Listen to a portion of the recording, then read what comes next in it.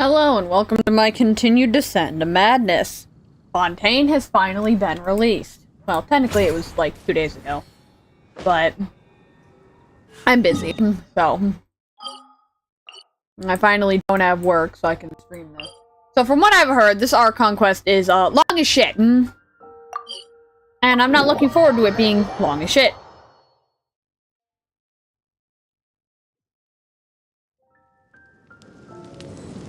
We're gonna hope for the best. Good old caravan rebot! Now let Paimon think. What were we up to the first time we came here? War crimes and criminal shit. Oh, Paimon remembers! Nahita's consciousness had been trapped by the doctor, but we followed the clues she left behind to help her. So much time has already passed since then. And it seems Sumeru's changing for the better now that Nahita's in charge, right? Paimon just hopes this peace will last a long time. And then Nahita won't have any more new problems to deal with. Yeah, guess you're right.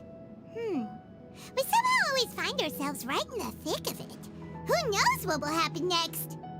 Come to think of it, maybe it's all because of you. Maybe you're just a magnet for trouble. Hey, yo, I'm playing this on me.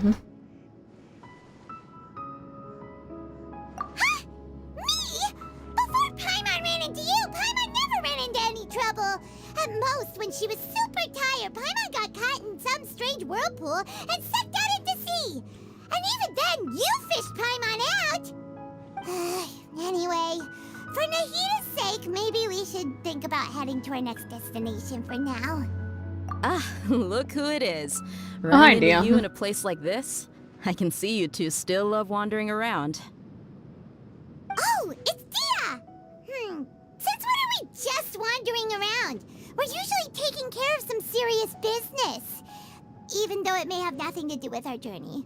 But never mind that. What brings you here? I just finished a commission in the desert for a usual client of mine. Nothing too interesting. Just escorting a shipment of goods. I'm on my way to report back. That's when I saw you two all the way over there, chatting away. What were you two talking about anyway? Huh? You serious? Can't say I saw that coming. But you are travelers after all. I guess you'd never stay for too long in one place. Bumping into you like this will become a rarity. I'm starting to feel sad just thinking about it. Hey, how about I gather a few mercs to escort you two? What do you say? Thanks, but no need. Oh, Paimon had no clue you'd miss us so much. But don't worry, we'll come back to see everyone when we get a chance. Sounds good. Silly. All you need to do to get to Fontaine is cross this stretch of desert and navigate some waterways.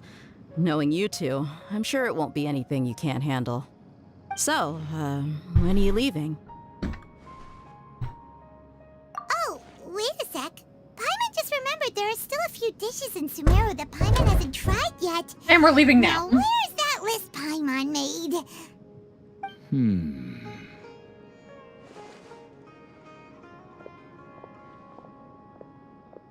I see. Guess you won't be needing a going-away party or anything. It's sad enough to see you go like this. Though, It's okay, now dear. that I think about it, Sumeru wouldn't be what it is today without you. Seems true heroes always prefer leaving quietly. By the way, should we go say bye to Nahita? Oh, good point. Then there's no need to bother her in the real world. Then, I guess this is goodbye for now, Traveler in Paimon. Whether as a client or a friend, you're always welcome to come find me. Damn, this is making me sad. What the fuck? Goodbye, Dia. Bye-bye, Sumeru. I like how we leave just like this is silly. Hey, hey, hey, hey, hey, hey, hey, my Sealy! My Sealy! I ain't walking all the way over there. You see, I have a funky little thing called a teleport waypoint. because whenever there's a new region, I spend like until 12 o'clock in the morning, even maybe 1 o'clock in the morning, just gathering all of the waypoints. So as you can see, all of my waypoints are done and stuff. I have a lot of the quests done as well. I think I completed all of the like side quest storylines that I can find, at least. There might be some that like I haven't done only because I literally can't find it. Or maybe I just haven't stumbled upon it yet, but I plan on doing some hard exploration soon. There's Noctios over there. After crossing all that sand and water, we finally made it! Oh, this must be Fontaine's port! Wow! Everything looks so advanced in Fontaine! Paimon's heard that the industry here is extremely developed, and there are all kinds of unusual machines! Just seeing the sights as a tourist is nice, but maybe it would be better if we found something to do! What do you think? Don't worry, we're about to be wanted criminals in 3 seconds or less. Good idea! Nahida gave us loads of useful information. Seeking out the Seven is probably still our best source for information at this point. Yeah, the more we can learn, the better. So, what do you think the Hydro Archon's like? Will we get along? Nahida said that she has a very unique personality, whatever that means. Thinking about it, she definitely has a unique. God, start with the nation's people. There seems to be some locals talking over there. Let's go see if we can join the party.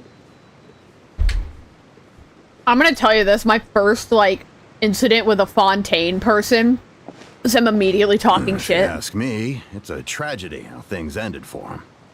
Clearly, he was a pretty decent person. Yeah, I didn't expect that kind of ending for him. I thought he would at least fight on a little longer for his family. Oh, it's Lion I was Magic Show. expecting a sudden plot twist, but it's a pity that it never happened. Still, his story is quite the tearjerker.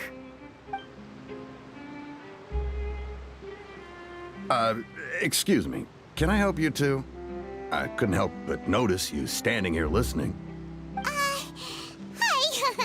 We're travelers new to Fontaine, and we had something we wanted to ask, but you seem to be really busy talking about some kind of play, so we didn't want to interrupt.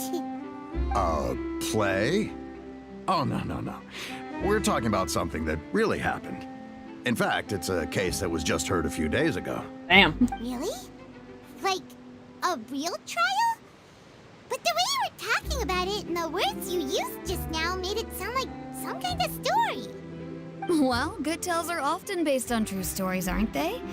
And what you see in reality may also be someone deliberately putting on an act while harboring ulterior motives. Whether something is true or not simply isn't that important. The main thing is whether the story being acted out on the stage is splendid enough. Oh, but Everyone in looks like you're Fontaine's from around fucking here. insane.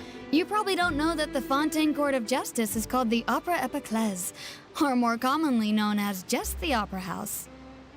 Opera Epiclese? But, shouldn't court cases be treated a little more seriously than that? Not to question Fontaine's way of doing things. It's just that putting someone on trial is usually a very serious thing. They take it seriously, but also weird. No worries. Other visitors to Fontaine have wondered the same thing. You could say that we just don't want to waste the moving stories behind those cases. And as for your worries about whether the cases are treated with due reverence, we have the absolutely just and honorable Chief Justice Neuvillette. Oh, it's Neuvillette! Oratrice Mécanique d'Analyse Cardinal, a machine created by the Archon. Between the machine and the Chief Justice, false charges and injustice are a thing of the past now. Alright, I don't know how the fuck to say that. But, Neuvillette, did they call him? Because I thought it was Neuvillette or something like that, not, Neuvillette. Oratrice? Is it some kind of machine, too? Oh, Paimon's curious. We should check it out if we get the chance. Okay, we'll become wanted criminals. We'll get to check it out at least once. Wait, Paimon almost forgot to ask you our question. Do you know what we should do if we want to meet the Hydro Archon? Commit a crime. Oh, that's easy. Just go to the Opera House. Lady Farina practically lives there. You could definitely say it's Oh, it's her biggest Farina. Okay, it is passion. Farina. Huh. I think what they mean is that they wish to speak with the Archon personally. In that case, I'm afraid it's going to be a tad more difficult. You'll have to make an appointment well in advance, and it'll depend on whether or not she has any time slots available. Just break in. Is the Hydro Archon super busy taking care of official stuff? Wait, didn't you say that she's always at the Opera House? No. Lady Farina seldom takes an interest with the nation's affairs. The reason it's difficult to make an appointment is simply because she's incredibly popular. That's right. After all, she is the Archon. Though she may tend to get a little dramatic from time to time, people can't get enough of her. Huh. First time Paimon's ever heard of an Archon being described that way before. Wait! Paimon gets it now! The Hydro Archon is kinda like a big celebrity here, right? Yeah, I suppose you could say that. Perhaps you could even say our mascot. That's funny. Hang on. This is still Fontaine's Archon you're talking about. You should show some more respect. Yes, you're right. I guess I should at least try to be a little more respectful in front of visitors. Otherwise, I might get arrested and find myself face to face with Monsieur Nouvelette. So it's New Valette. Come on. Sure, there's a lot of laws here, but nobody's going to be arrested for saying something disrespectful about the Hydro Archon. Alright, I think we get it. Thank you! At least we now know that we can find the Hydro Archon at the Opera House. But who knows how long making an appointment will take? Guess we could have a look around the city in the meantime. Doesn't she literally just fucking show up? What are you looking over there for? Huh. Maybe something's the matter. She isn't going to jump into the water, is she? Maybe we better go check on her. Yeah, doesn't she just fucking pull up, dude? I think she just literally, like, pulls up. Okay, I pull up. She just, like, fucking pulls up or something. Like, I think literally, if I'm not mistaken, she just, like, pops up, like, up there or something. And is like, welcome to Fontaine! Or something similar to that. That was cringy. I'm sorry. Hi, I'm Lionette. Hello there. Excuse me. Are you alright? Huh? Ah, I'm fine. Thanks. Oh, okay then. We just noticed that you seem to be worried about something. About many things, actually. But there's nothing I can do but just keep my troubles to myself. I was just reminiscing about a place my brother and I would play when we were kids. It was just atop that hill over there. See? Dude, I'd love a bow like that. Like a huge, like, back-haired bow. That'd be so fun. But no, Lionette's voice is so, like, calm. I think it's Lionette, at least. But her voice is, like, so soothing, and so is, that Freminette's. Is it Freminette or Freminette's? I think it's Freminette's. But Lion's voice kinda, well, Liney is what people call him. Liney's voice kinda, I don't like Liney's voice. He sounds too much like Mika and Tainari. Mainly Mika, because Mika did it, and then Tainari sounded like Mika, but just slightly older. And then Lion sounded like Mika, but slightly weirder, question mark? I don't know how him and Blade share a voice actor. You're But I still love pointing my at the poker boy. sea. Wait, are you saying that you and your brother lived in the water? No people call the waters around Fontaine a sea. It's actually just an inland lake that's filled with fresh water. And though I can still see that hill clearly in my memories, now it's been completely submerged. He would skip and jump, tossing sand in the wind. The sun shone brightly, and the air was filled with the scent of the sea. Oh, yeah, I forgot. I was like, what the heck's Fontaine's problem again? I thought they were having an energy crisis, but I'm like, oh yeah, the, like, entire nation is basically, like, drowning. Like, it's slowly, like, water rising. It's interesting because if you go into like the deep chasms in like this in Fontaine, like that place went down deep. Like it's interesting to like see how much just got submerged. But now, the water is gradually swallowing our memories. It won't be long before it swallows us. Sorry. Paimon doesn't really get what you mean. Ah, I don't believe we've had the pleasure of meeting. Are you Lynette's new friends? Oh, and you are? Oh, okay. For some reason, his voice sounds a lot nicer right now. Thanks for looking after my sister. She often comes here to reminisce about our childhood, that's all. There's no need for any concern. Allow me to introduce myself. I'm Linny, and this is my sister Lynette. If I had to guess, I'd say you must be travelers from abroad. Wait, Linny? I thought it was Liney or, like, Lion. Well, it was never Lion. I called him Lion because I had problems remembering his name. So if you're Linny, then that's Leonette. Liniette.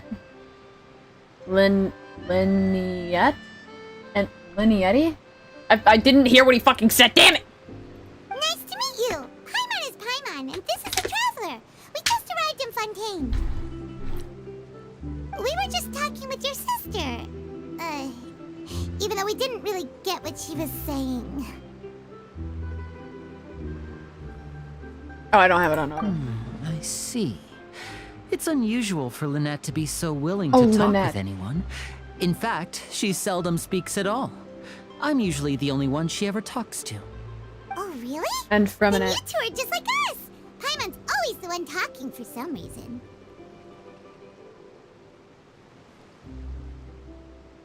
So that's how you think it is? I also think my brother can be too talkative at times. Ah. Seems you were right, Paimon. We are quite similar. So, what did Lynette mean just now when she said that the water is engulfing your memories? And that it won't be long before it engulfs you too? Oh, that.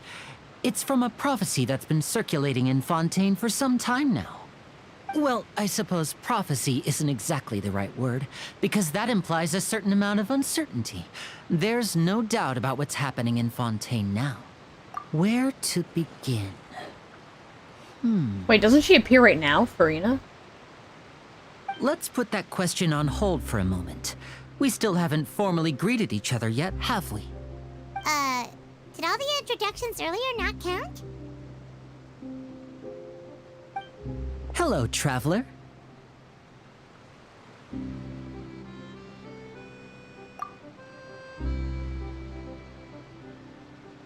What? And hello, Paimon. Aww. Hey! Why didn't Paimon get a handshake? You're not poking fun at Paimon, are you? Please, don't take offense. Just consider it a sort of etiquette we have here in Fontaine when making new friends. You should remember it. It might prove useful. Oh, all right then. Well, Paimon's just happy to have a local friend now. By the way, we were just getting ready to go to the Opera House to meet the Hydro Archon. Would you be able to show us the way? So you're going to see Lady Farina? No problem at all. In fact, I was planning to go to the Opera House later myself. I'll gladly take you once I finish things here. Please, follow me. The way that some of his hair is positioned is really weird. Also, back to that question. What do you mean by drowning? I was gonna pull my liney out, but then I'm like, I don't have liney on me, so we're just gonna, like, weirdly walk. Okay, look at Liney, please. So disrespectful. He really likes Lioness. Yeah, doesn't she just pull the fuck up? You said you were going to see Lady Farina? Well, it seems Lady Farina has come to see you. Yeah, she just fucking pulls up. Oh god. Hey, Hey, it's pretty sword woman whose shirt's hanging out by a thread. Marina, my beloved. Oh my god, I love her shoes.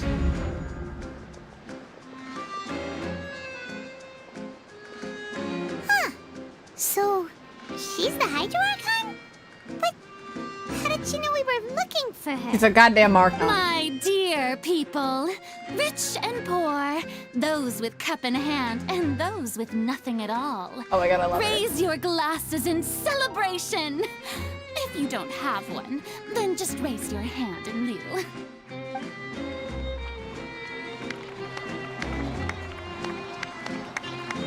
Zoomers. As you can all see, two unfamiliar travelers have arrived in our nation. Come, let us make a toast in honor of this traveler and her companion who have journeyed here from distant lands. Marina, my beloved.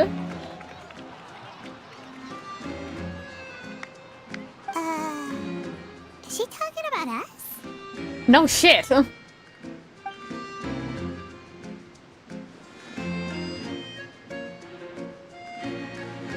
I've long heard of the turmoil and chaos you've left in your wake as you visited other nations. But I welcome you nevertheless. No, I have come to receive you personally. Hey, we saved those regions. Here is Fuck for you. insignificant cowards. I am a god, and I will never entertain the notion of such meaningless wariness. You can be rest assured, I see clearly your sincerity. Of course, seeking an audience with me is the most sensible thing to do. It will allow you to truly behold my power and witness my authority. Intelligent people always gather under the correct banner. I will be pulling. Focalor, hereby welcome you to the nation of Hydro and acknowledge the value and significance of your trip. Now, you may rejoice in this. Yeah, Paimon still can't believe it. Feels like we've only been here for a few minutes. You have. But the Hydro Archon's entrance was, how should Paimon describe it? A little over the top? Ahem. Miss Hydro Archon? How did you know we were coming? Some motherfucker. I bet you was that little I blit see. bitch. As Outlanders, you inevitably lack even some of the most basic understanding. I love her so much. Don't forget that even the gods can be divided into the mediocre and the excellent. I suppose it's only natural for you to be awestruck by my abilities. You had best stop and consider.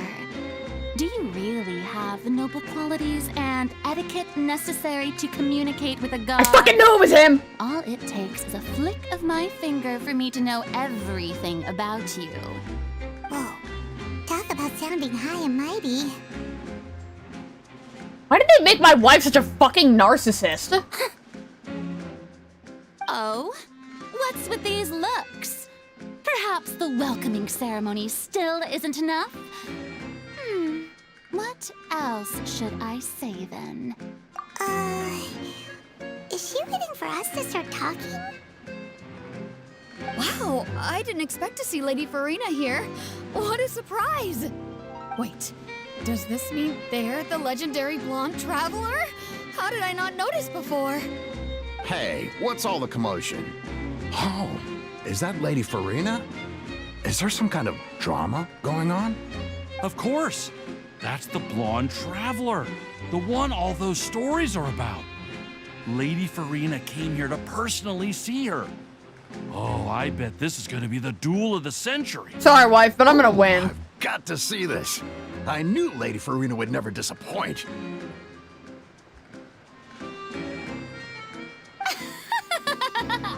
Yes, but don't get too excited now.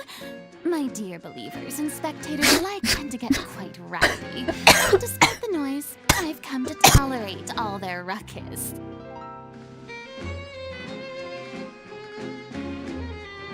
You may consider this my reward to all of you. I I have determined that there will be an epic duel between myself and this traveler from another land, just as you were hoping to see. Now she wants to fight? Aren't we getting a little ahead of ourselves? I need God to have a resume. Sorry, I fucking choked.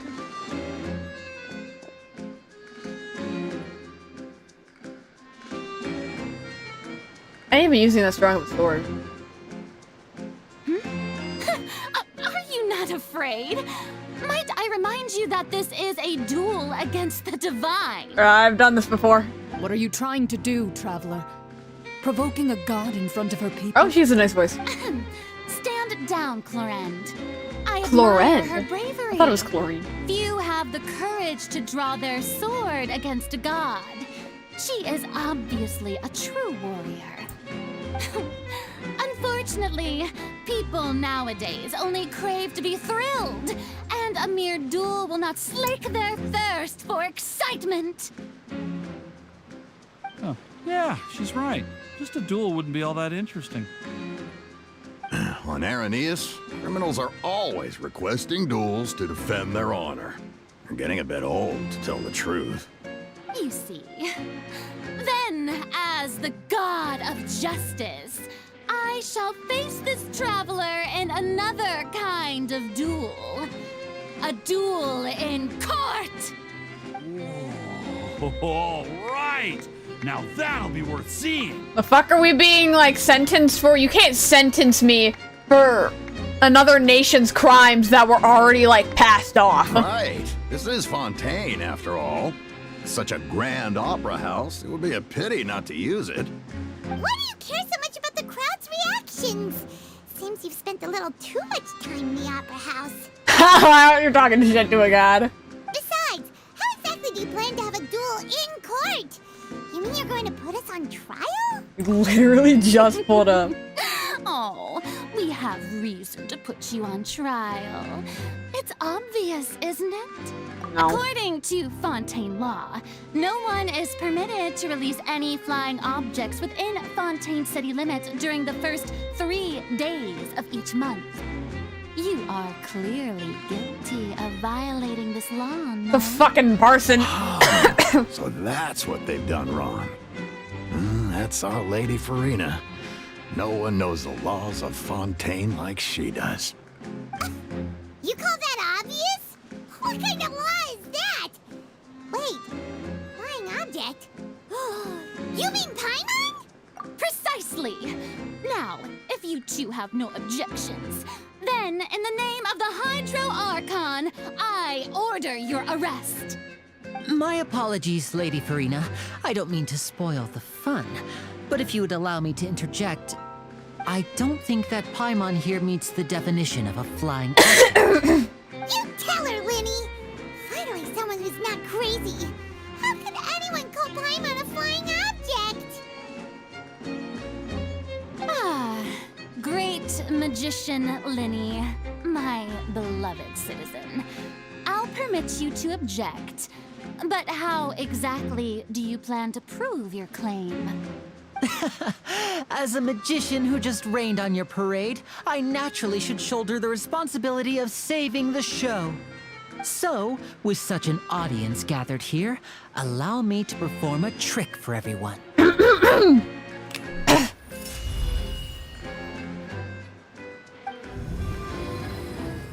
Fuck did he just do?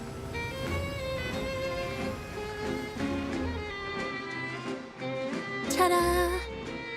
The hell did you just do to Paimon? What's that on Paimon's back? Hey, when did you do that?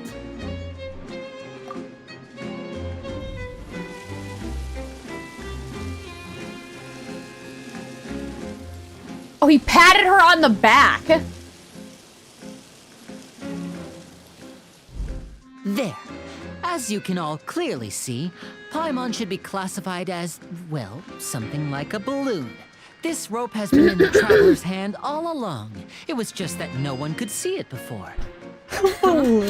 You call that magic? You've got to be joking. Shut the fuck up, Rena. I'm gonna beat your ass. I thought it was pretty good. Nice one. Huh. I'm not sure what to think. It seems Lady Farina's charges no longer hold water. Nice job, Catboy.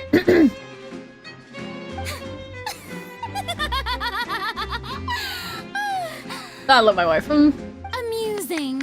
Very amusing, Linny. Just the sort of unexpected twist that I enjoy. With you here, today's performance can finally be called complete. Performance? You see all this as a performance? In which case, consider the matter of your trial resolved. The god of justice will not bring charges against an innocent person. But when there are valid grounds, I will not only judge travelers from abroad, but even the gods of other lands. I look forward to seeing your upcoming performance at the Opera House, Mr. Linny and Miss Lynette. That's enough for now. Toodaloo! I love her so much. But that's bullshit. How is she a fucking balloon? That's a living person. Just like, I don't know, like just lightly stab her and watch it draw blood. Do you bleed, Paimon? You're gonna have to. And just like that, she's gone. Well, that's the most unpredictable Archon Paimon's ever seen. We never even had a chance to ask her anything. But that's a problem for future Paimon. That whole scene just now was really... Don't mention it. I just happened to remember that there was such a law, so I did a little preparation, just in case. I didn't think it would actually come in handy. So, now do you see what kind of god Lady Farina is? She can be a bit confusing at times, but she is still amenable to reason. Anyway, Paimon had no idea you were a magician, Linny. It sounded like you'll be performing at the Opera House, right? I just know a few simple tricks I use to make a living. Lynette is my assistant. I really want a bow like Lynette. It will actually be my first time performing on the most prestigious stage in Fontaine, the Opera House. But isn't the Opera House where criminal trials are held in It's a Fontaine? fucking opera house. You do opera shit in it. When there are no public trials being held, the Opera House hosts a variety of other performances. To the people of Fontaine, the line between a trial and a performance can be a little blurred. So everyone's mentally And deranged. Speaking of performances, I would be remiss to forego this opportunity gifted by fate. Might I invite the two of you to see my performance? My brother's always Yeah. excited to make new friends. Oh, sure. We don't really have anything to do now, and we wanted to go to the Opera House anyway. Splendid. Aw. In that case, why don't we go together? I'll show you the way. I just have something to take care of first. You really mean it? Then I'll take you up on your offer. This is a magical item known as a magic pocket. Perhaps you can help me distribute them to the people here. Huh? What are they going to use it for? About that... You asked me before about the prophecy, right? Let me start by telling you a little more about what it entails. Hold on. Give me one second.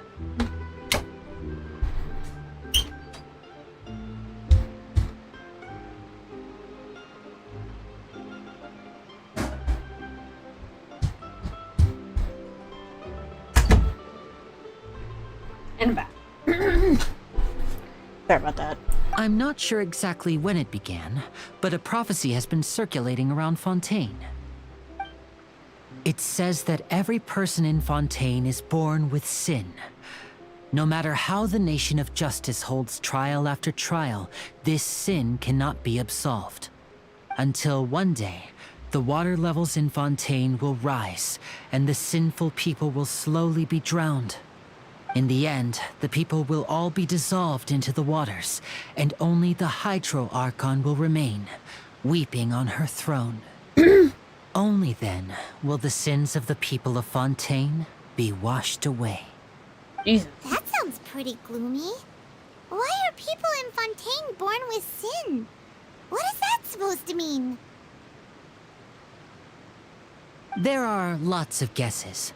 Some say that the ancestors of Fontaine stole the power of the seas and stirred its wrath. Others say that the people of Fontaine never heeded the first Hydro Archon's warnings and offended Celestia.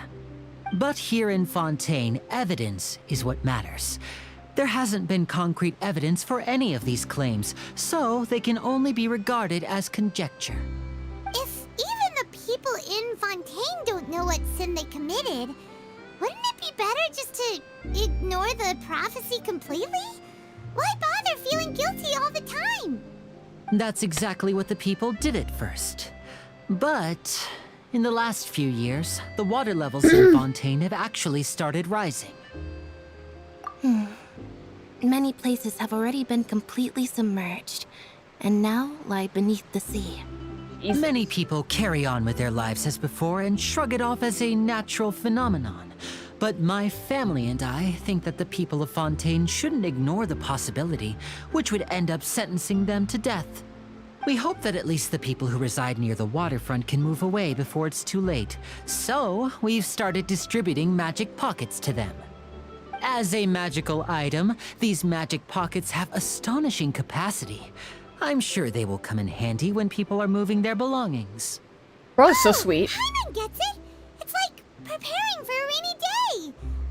But this is more than a bit of rain. Perhaps only absolute power could ever contend with such a catastrophe. But who knows? We're just tiny specks in the grand scheme of things. I'm actually excited to see, like, what happens with Fontaine. It'd be really interesting if, like, we managed to convince Farina to, like, stop him. And if, like, the water actually receded in Fontaine. Back to, like, its normal. Now, if you'd like to help, then please give these magic pockets to anyone nearby. Be sure to convince them to take it, regardless of what they say. Do I get a magic pocket? I want a magic pocket. Magic pocket. To cope with the prophecy crisis!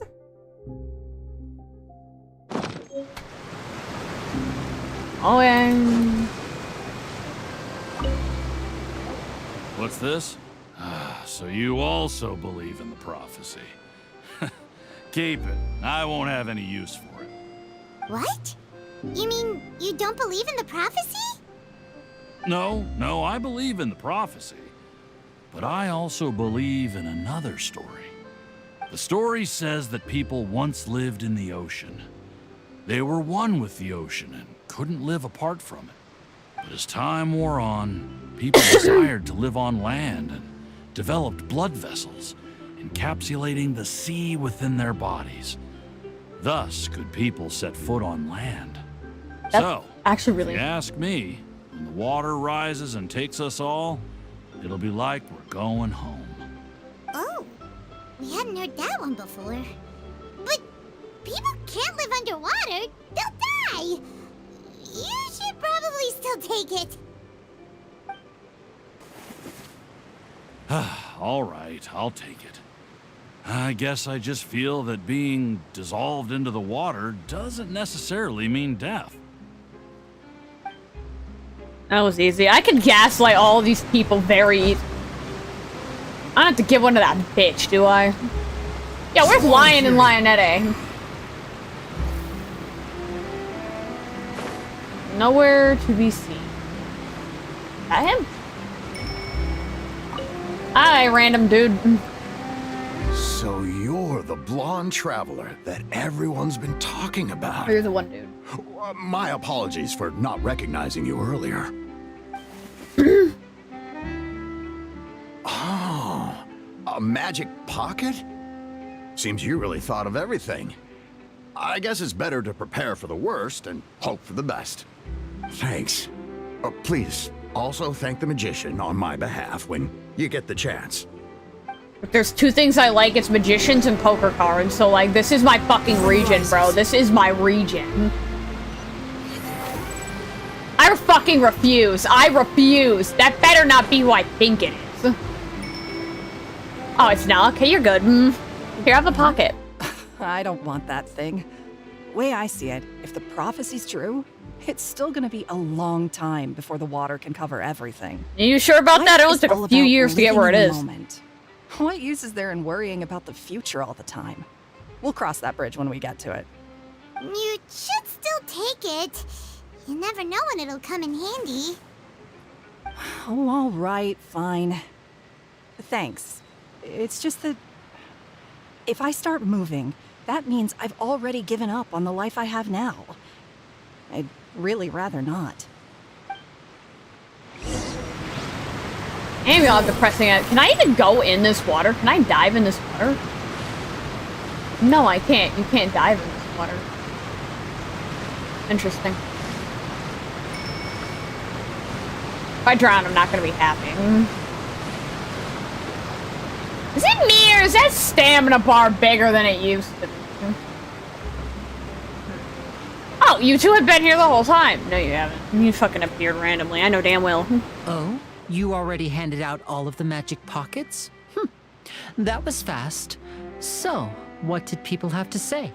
I bet you heard some, interesting opinions. Yes, but that will change once disaster strikes. I know they'll change their minds, so it's only right to help them prepare. Her fucking skirt looks so uncomfortable, but like also really cool. Is there anything else you need to do before we leave? Nope. Yes, one last thing. I have the magic pockets made by a workshop in the court of Fontaine. Since we're out and about, I was thinking about bringing him some more materials. Better not be rainbow shit, because I fucking need collect those. materials? Just tell us what the materials look like and we'll help. Many hands make light work. Shut up, Oh, that would be much appreciated. We'll need some Romaritime flowers. I remember seeing them near the waterfront on the east side of the harbor. Oh. As long as they're not your, like, signature flowers that I need, I don't... I assume I need these weird glowing flowers. I've grabbed these. It seems we have to use Hydro to collect Romaritime flowers.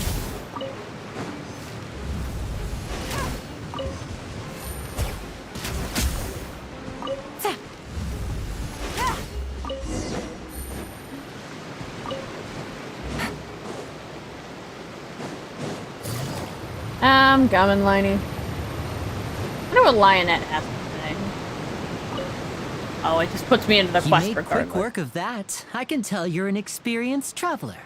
I've also finished collecting a few here. Maybe next time you'll feel like helping too, Lynette. You dick. No way. I'm in power-saving mode today.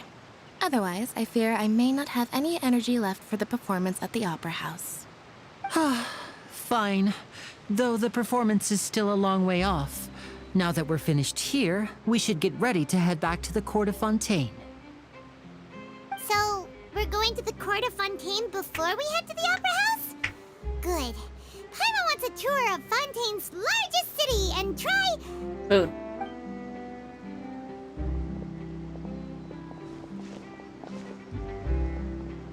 Why are they just... Shh. Have you noticed that person over there? The young girl. Young girl, where? What's wrong with her? Paimon didn't notice anything. She's obviously a thief. Magicians and thieves practice similar methods. We divert attention, and a distracted audience is one that won't discover what you're really doing. Watch her movements carefully.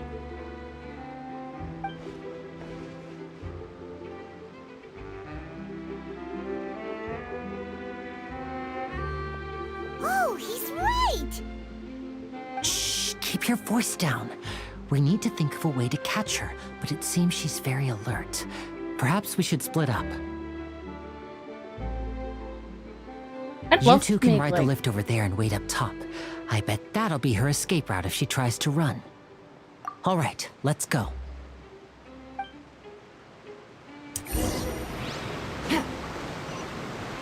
I'm just gonna teleport up to this. I would like to make like a Fontaine team. Like, I have a bunch of like random teams. Like, I need to go through my teams and like delete some of them. Because you see, I have this party set up, which is my main party setup. Then I have the one Luna made for herself, and then I have my friendship team. Yeah, we have food, which is just for gathering food, even though I will never use that. This was my old party setup with Flea. This was it revamped, but with Yelan, and then this was the final. So I might get rid of some of these teams, like, specifically, like... That's funny. Take it easy. I'll do that later. This is the spot where Linny wanted us to wait.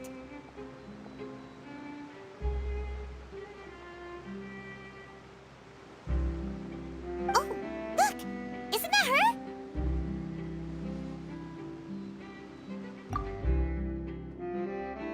Oh no! Did she notice us? She started running the other direction! I mean, you're kind of obvious. What should we do? Should we chase her?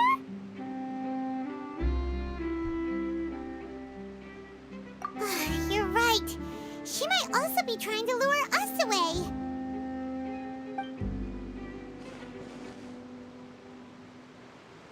Nothing's happened for a while now. Paimon wonders if Linny caught the thief. Yeah, let's go.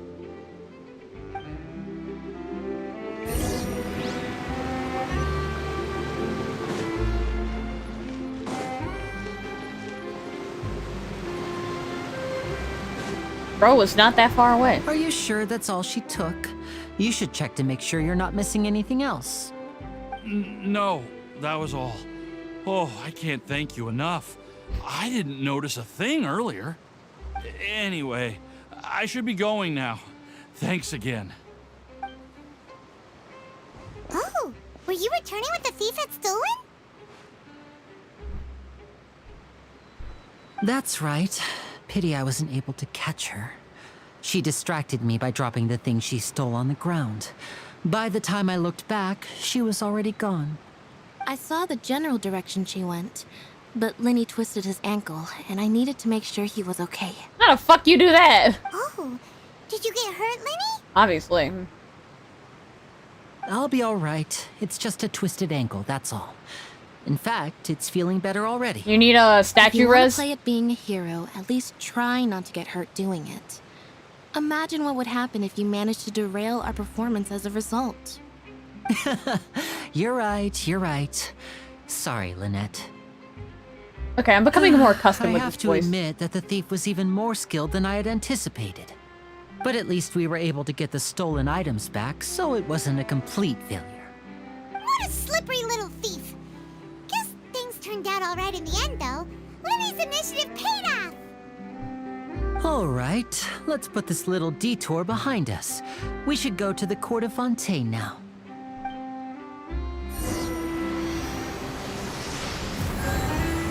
I do not want to ride that fucking aquabus to goddamn Fontaine's, like, court.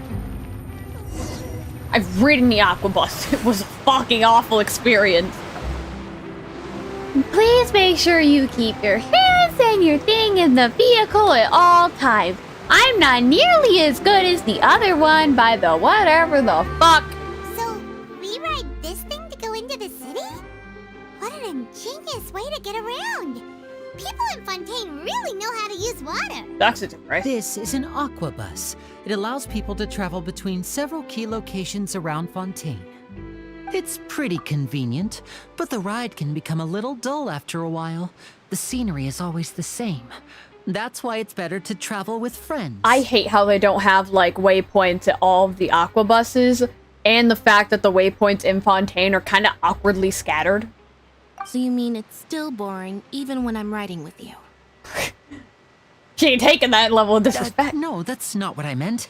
It's just that, well, you don't really talk that much. Besides, it doesn't really feel like a real trip when it's just the two of us. It's the same as being at home. Whatever. But she has her hair That's braided what on it's this like side. to be an older brother. I think she's older. It's about time for us to leave. Let's get on board. I want to see her hair if it's braided on the other side. Well, I can just look at it. Charlotte!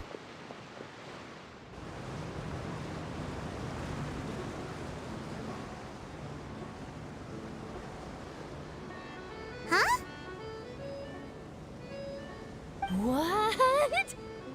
Traveler! Paimon! Ah, your voice changed. Oh, I'd never guessed I'd bump into you while riding the Aquabus. In the story of my life, this is big news. What are you doing in Fontaine? I didn't hear anything about you paying us a visit. Yeah, it's quite the coincidence. But as travelers, we're always on the move. It's not surprising that nobody knew we were coming. Though we still have no idea how the Hydro Archon knew about us. I do. Oh, let Paimon introduce you to our new friends. Oh, no need for introductions, Paimon. I would recognize the great magician Linny and his assistant Lynette anywhere. I wouldn't be much of a reporter if I didn't know who they were. It's a pleasure to meet you. I'm Charlotte, a reporter for the Steambird. Charlotte! Nice to meet you. From the Steambird, huh? We've often relied on your paper to promote our performances. Wait! It's an honor to meet you. For a split second there. Now that everyone knows each other, Fontaine suddenly doesn't feel like such an unfamiliar place. Liney's, shoulder pad, like, the thing, it didn't clip like I thought it would. Normally there's, like, a lot of What problems. have you been up to lately, Charlotte? Any big news? I don't have this on auto? Not too much. When there isn't any breaking news, I mainly cover the trials at the Opera House. You can still manage to keep readers' attention as long as you tell things from a clever enough angle, even if it's the same old topics. Oh, so they talk by themselves now after, like, a certain duration of time. But no, his thing didn't clip like For it example, normally does. reporting on how a scammer once deceived vulnerable girls into relationships, or how a financial Jesus. criminal was once so poor that they ate a single piece of bread for 5 days. Ah, you're right. Seems you know me pretty well. What I'm really after is exclusive, sensational news pieces that could shake the country. These smaller stories are a waste of my talents. Oh, I just remembered. I've been following a case lately. Well, a series of cases, actually. You mean the serial disappearances of young women case? That's right. These stories are the talk of the town right now, and it's probably the most mysterious case we've ever seen. If I'm the first with a draft ready to publish when the case is finally cracked, and it's the headline story in the Steambird, oh, when that happens, I bet all the other reporters will shed tears of envy. I've already gathered all kinds of materials. I just can't wait for the truth to be revealed. Is the connive doing What it? is the serial disappearances of young women case? You mean the culprit hasn't been found? The That's food we right. drink respect the women first choose. missing girl case happened almost 20 years ago. And ever since, after a period of time, another girl disappears. What the cases have in common is that the girls are all of a similar age, and that they've all vanished without a trace. Charlotte, how the fuck does your, like, shirt work? Like, is it just like a bra with, like, a majoral But the frontal or, like, a scariest part dress? is that to this day, I think it is. none of the girls have ever been found. Many suspects have been arrested over the years in connection with this case, but shortly after each arrest, another disappearance would always happen. Yes, it's possible. But either way, I believe that every case has some precise truth behind it, waiting to be exposed. I'm not standing on this bus properly. Yes, I agree.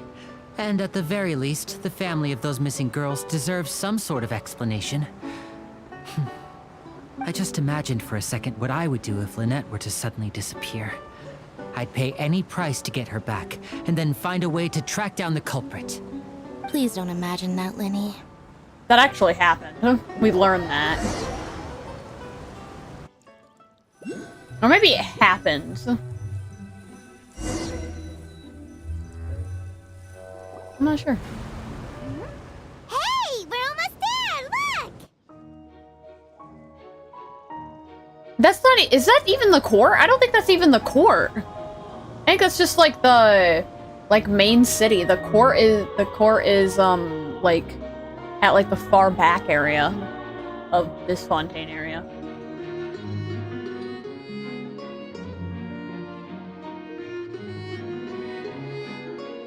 I don't know. Maybe this is the court. I'm just stupid.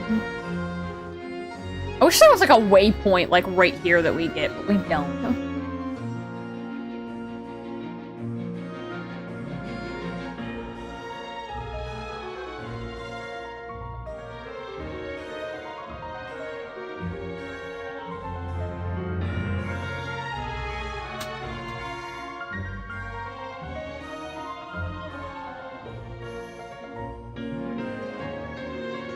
Well, I really enjoyed chatting with you.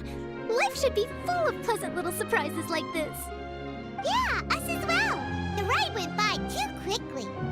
I have an interview to get to. I should get going before I'm late. Okay. See you, Charlotte. We can chat again soon, Charlotte. See ya. Bye now. Oh, be sure to stop by and see me at the Steambird when you have time. It's like an actual building. I think they fixed the clipping with a lot of the other Always characters. running around and interviewing everyone? The newer ones, that is. Well, where should we go now? If you don't mind, how about we stop by my home first? Besides, I still have all the materials we collected. Sure, we wouldn't mind at all. This city is so huge, Paimon wouldn't know where to start anyway.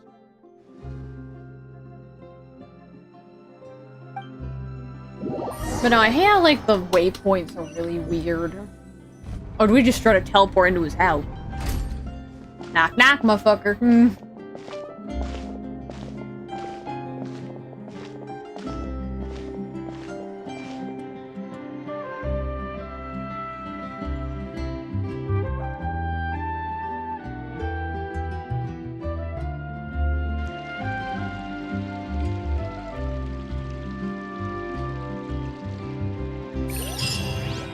Before we, like, properly pull up to the court, I'm gonna check if I'm high. Oh, so this is the court of Fontaine. Oh, no, I am right. The Opera Eclipse is over here. The court of Fontaine is just what they call the town. Okay, so I'm just... I wish there were, like, teleport waypoints near each of the,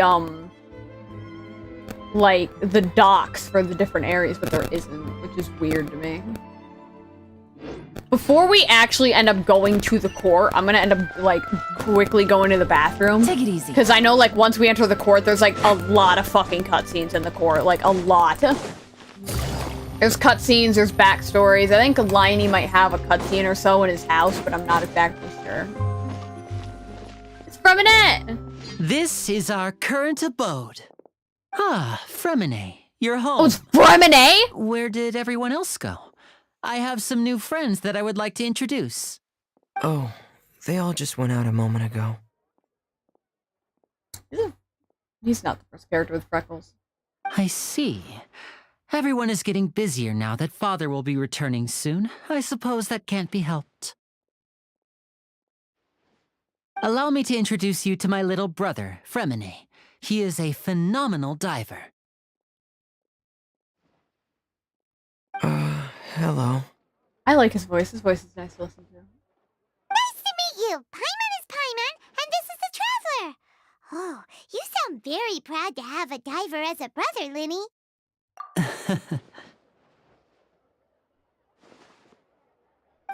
Linny, could you come here for a moment? Aw, he's adorable. Hmm? What is it, Fremine? Do you have something to tell me?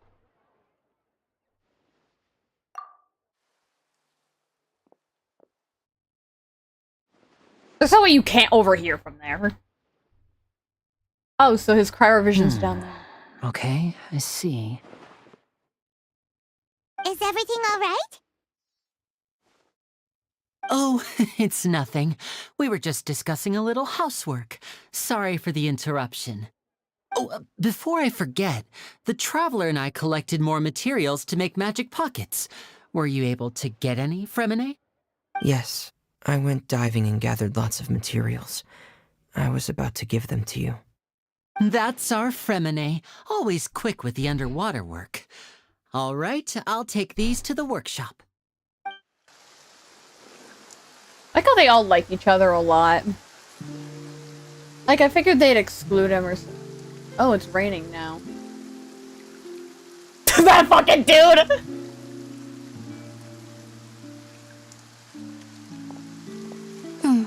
Looks like rain. Maybe something to do with New Valet. Right. But wasn't it clear and sunny just a moment ago? Fontaine's weather sure is weird. I'm afraid that's just how it is here. It often rains on days where there are trials being held in the Opera House, but don't worry, it'll clear up soon enough. Does Neverlay feel bad for some of the What's people? wrong, Fremine? There's a legend about the rain that I tend to believe. It said that a dragon of water once resided in Fontaine. Though we don't know where the dragon went, every time it weeps, the skies will cloud up and pour out rain. Because I know Neuvillette is a dragon. When I was a child, my mother told me that if I wanted to go outside and play, I should yell toward the sky at the top of my lungs. Hydro Dragon! Hydro Dragon! Don't cry! If it's an elemental dragon, then having the power to make it rain wouldn't be very unusual.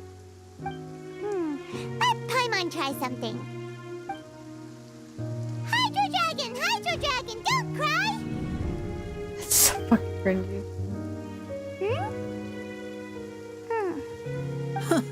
Doesn't seem to be of any use. It is just a legend after all. You said that with way too much sass, you might boy. be a more popular magician if you understood the concept of romanticism. Or could at least play along. Exactly! Fuck you! Sorry. It might be because we've never met the Hydro Dragon. Perhaps it can't be comforted by the words of strangers.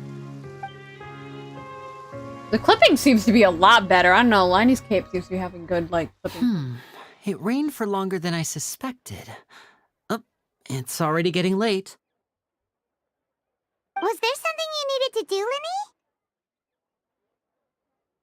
Linny? Yeah, some preparations for the show at the Opera House. I need to find a way to catch the last aqua bus of the day. On the day of the performance, just ride the aqua bus to the island of Aeneas. I'll have Lynette meet you at the fountain in front of the Opera House. Oh, are you leaving now? What is it, Fremine? I'm in a hurry. Oh, I get it. You feel nervous delivering the materials for the magic pockets, is that it? Okay, Liney's kind of sounding like a dick right now. Perhaps we could trouble the Traveler to help us take these materials to the Beaumont workshop and deliver them to the owner there. I'm afraid that Fremine can be quite introverted, and the boss there tends to be pretty talkative. Fremine has always been a little afraid of her. No trouble at all! Don't worry, we're on the case! You're sounding like a bit of a dick. Sorry for the inconvenience. I'm quite useless when it comes to such tasks. I'll think of a way to make it up to you. Oh, no need! This'll be a walk in the park for us! Hey, the train that almost never appears is here. Where the fuck is the workshop?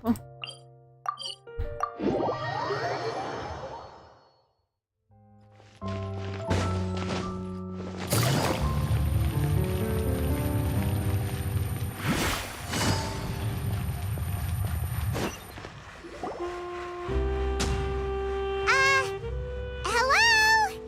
Is there anyone here? Hello, random lady. Oh, I like hello the there. goggles. New customers? Looking to buy, or do you need something made? Or perhaps you're just looking for a chat with me. Oh no, we're just here to deliver some materials. Here they are. They're for making... what were they called again? Magic pockets, come on. These must be for Magic Pockets. I could tell right away. I've already made several orders worth now. No need. They've already prepaid several batches worth. When they told me what they'd be using them for, I even offered them a discount. But they insisted on paying the full amount, saying that I had a business to run. It seems both their hearts and their pockets are made of gold. Whoa. So, is Linny actually loaded? I doubt it. I can't say for sure, but who knows? Maybe there's good money to be made being a magician in Fontaine. Hey! Is this machine what you use to make stuff here? It looks really advanced. Why use your hands when a machine can do the work? It would be a waste not to use the latest technology, and wasting is a kind of crime. But where does a big machine like that get its power from? Well, it's a little complicated.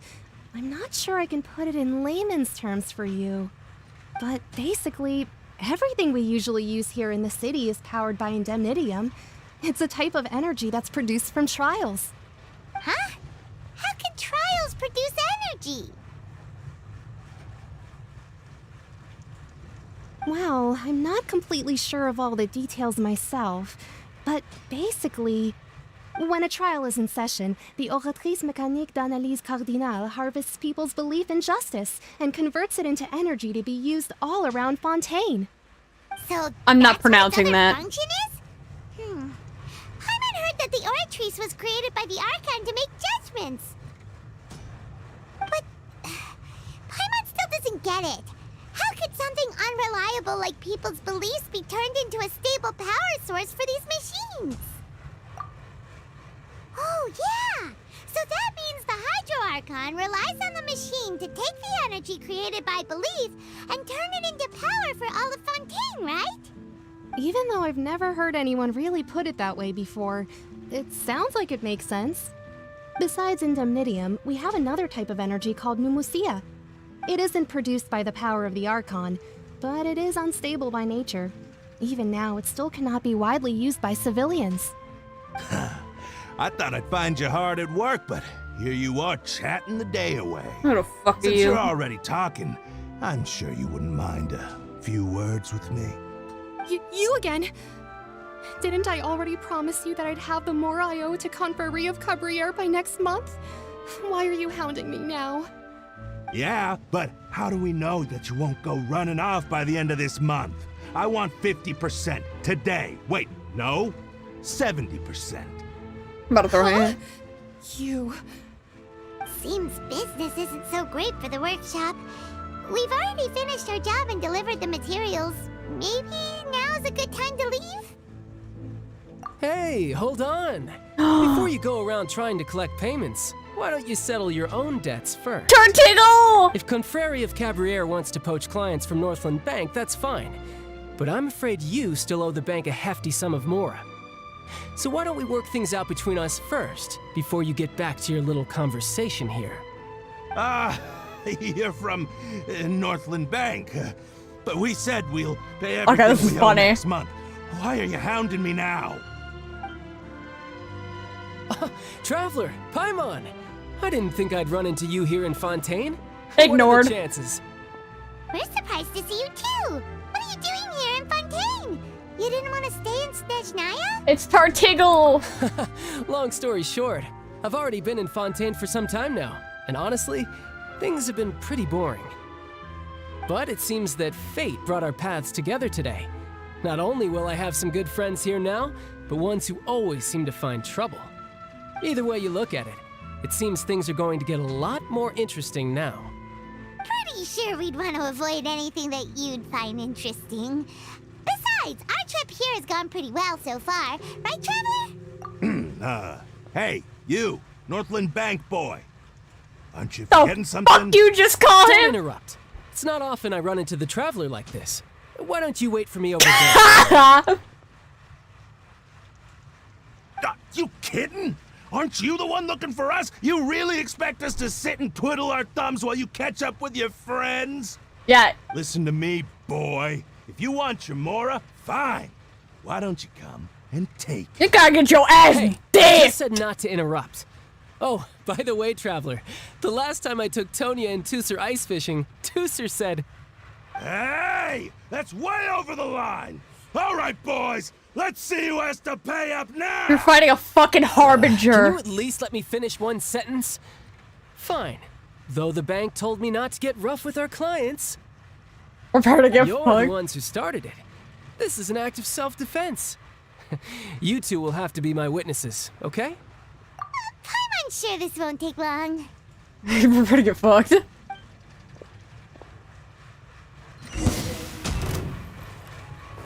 Oh, I'm fighting with Tartigle. Look it. Tidal wave. Brace yourself. This is gonna hurt. Oh, God damn it, Tartigle. Why do you never crit? Bonk. Oh, what's your deal, Brad? How are you so strong if you're just a staffer from Snezhnaya's Northland Bank? Wait, don't tell me you're... The fucking harbinger. Oh, now you notice. It's a little late, don't you think? Just make sure you understand that you don't mess with Northland Bank. Got it? Get it, Tartigle. Get his ass, Tartigle. Get his ass, Tartigle. Huh? What? Now's my chance! He'll still deck your ass. Oh! Oh! Fucking diff! That was weird.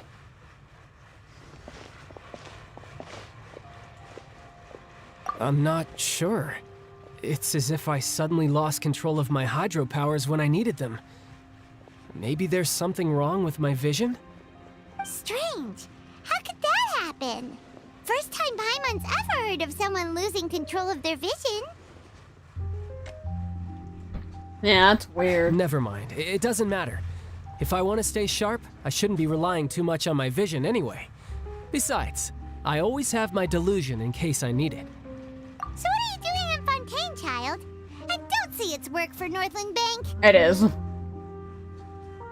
Well, I guess it's because I've been in a bad mood lately. Huh? What kind of reason is that? Wait, since when do you feel down about anything? I don't know. Maybe I still have a lot to learn about myself. But recently, there seems to be some sort of restless power stirring inside of me. And I don't know why, but every now and then I feel like I'm in a terrible mood. Maybe you losing control of your vision just now is connected with that power you're feeling inside. That is a possibility. I can't remember if I ever mentioned it before, but when I was 14, I fell into some unknown abyss. It was during that time I learned nearly all of my abilities. The one who took me under her wing and taught me was named Skirk. She was always quiet and very mysterious. Nobody knew where she came from or what she had been through, and she was always very strict when teaching me combat techniques. One time, I asked her why she was willing to take me on as an apprentice. From what I could make of her answer, it was because I had awakened it, and traces of it remained on me.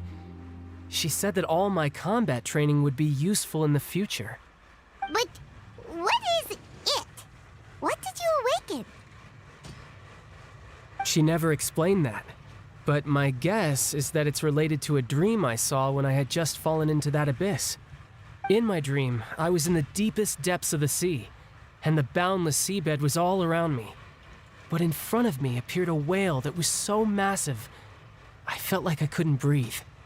A whale? Oh, that sounds familiar! When we fought against you before, you summoned a huge whale that seemed to leap at us. Is that the one? That's just an abstract form of a whale that I create using my elemental powers. It takes that shape because the scene I dreamt of the whale has always been stuck in my mind. I'll never forget it. This is actually really interesting. So you used the whale as inspiration for one of your moves? Huh. Seems a little twisted to Paimon. So why don't you just go ask your master? Maybe she knows the answer. You make it sound so easy. Ever since the incident I experienced there, I've never stopped searching for Master Skirk and that unknown abyss. But it's been years now, and I've still found nothing. There isn't even a trace of the place where I remember falling into the abyss. Oh, it sounds like some kind of ghost story. Yeah, I'm out of leads at this point, but there's nothing more I can do. It seems that strange encounters in this world tend to be elusive like that. Oh, seems the time really flies when I'm talking with you. I just remembered I have somewhere else I need to be, so I should get going. What? More work for the Northland Bank? No, it's more of a personal appointment. Lately, I've been sparring with some of Fontaine's official champion duelists whenever I'm feeling bored. Official champion duelists? You mean it's their job to duel? Yep. In Fontaine, before a criminal goes to court, they're given one chance to defend their honor by requesting a duel with an official champion duelist. The champion duelists are all-powerful fighters selected from among the nation's best. And the duel itself is a no-holds-barred fight with no specified stopping point. So engaging in such a duel is regarded as a symbol of defending your honor. If a criminal manages to win the duel, they'll be acquitted. But if they lose, they'll have no choice but to stand trial. And the worst-case scenario is that you're simply killed in the duel. Though it's rumored that Fontaine has a death penalty. from what I can tell, no one has ever been officially sentenced to death. So really, the only people who opt to duel are those who have suffered a grave injustice in being accused, or those who greatly value their honor. Otherwise, why gamble with your life? So, do many people actually get out of their trials by winning the duel? Apparently, it's exceedingly rare for anyone to actually win. Fontaine probably enacted this system as a way to show that the nation respects the honor of its citizens. Besides, none of the champion duelists are to be trifled with, which is exactly why I was itching to face them as soon as I got to Fontaine. Apparently, the one I'm meeting today, Clorinde, is the strongest of the champion duelists. I had been asking her for some time before she finally agreed to face me today. Well, that's child for ya. Paimon feels like we heard that name somewhere before. Clorinde. Huh. Oh, before I forget, I want you to have this. Is that your fucking vision? Don't just hand that shit over to me! Vision? You're seriously just giving it away? I'm just worried that it could become uncontrollable again. I'd be pretty upset if it got in the way of my duel, so I think I'll be better off without it for now. Besides, I just need you to hold on to it for a short while. I'll come retrieve it when I have some time later. Paimon knows what you're up to. You just want an excuse to come talk to us again, don't you? Whatever gave you that idea? I'll be in touch later. Or just handed me his fucking vision like it was nothing. I thought he got his ass whooped and then lost it. That sneaky guy. He said he's been feeling down lately, but he seemed the same as ever to Paimon. You think he's been like awakening abyssal powers similar to Dainsleif? Well, since we don't have much to do for now, we might as well walk around and see the city before Lenny's performance.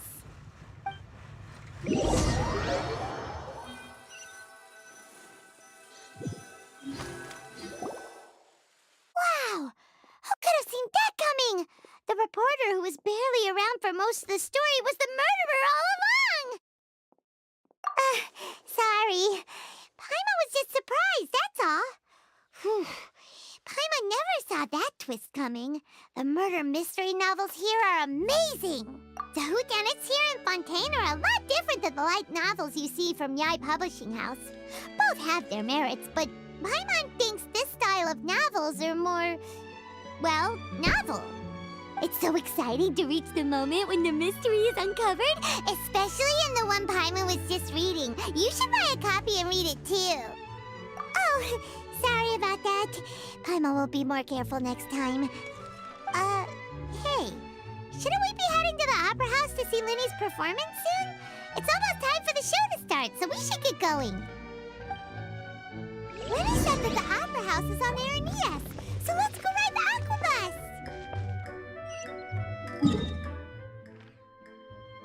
I'm gonna teleport here, and then I'm gonna go to the bathroom really quick, so I can prepare for all the damn cutscenes in this area. Ah, be right back.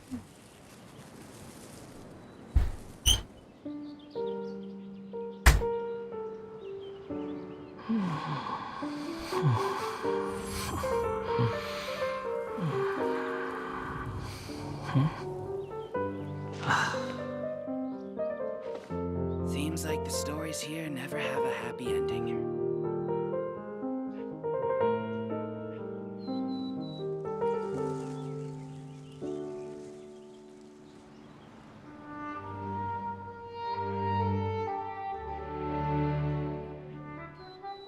There's no need to exchange pleasantries. It's rather pathetic to force a conversation just to occupy silence.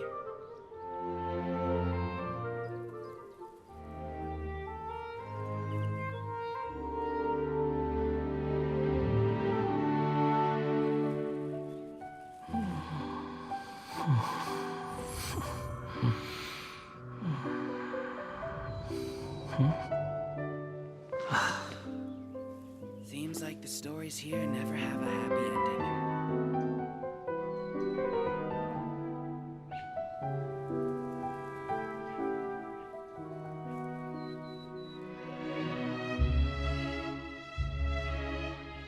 You think I've got a sharp tongue?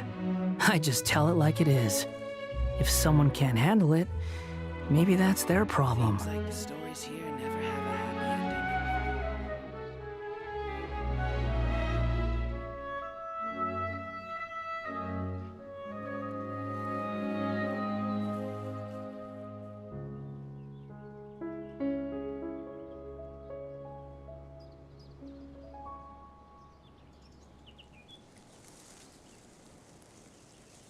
There's no need to exchange pleasantries.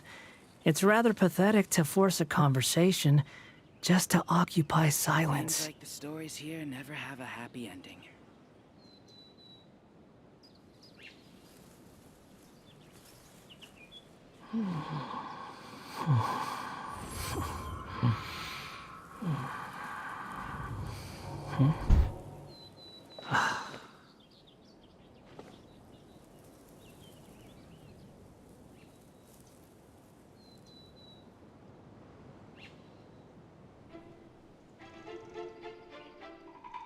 Seems like the stories here never have a happy There's no such thing as pure freedom in this world. Even the wind cannot blow on forever.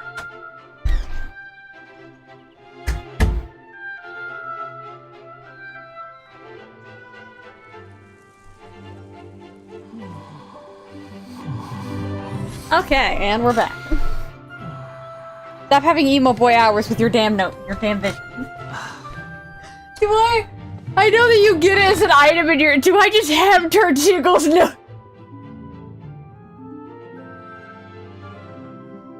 Interesting, so it loses its glow once the, once it's away from its, like, person, so no one else can use it. I just have fucking Tartiggle's Gnosis. That's funny. Skill issue.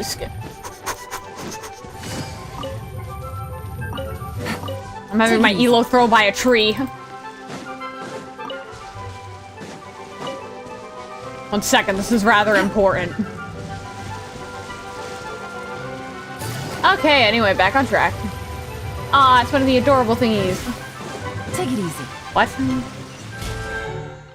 Where? How did I miss it? Whoa! Now this is fancy! The Opera Epiclese. Oh, it's Epiclese. What a performance! No wonder Linny and Lynette were looking forward to it. Huh. Looks like there's a lot of people standing around the fountain up ahead. Oh, Archon, please bless us with a bright and healthy child. We pray. I don't know why you always feel the need to ask so much. I'll be happy as long as our child is healthy and lives a peaceful life. I guess if they're our kid, then there's no doubt they'll turn out smart. Maybe this is one of the customs in Fontaine. There sure are a lot of couples here.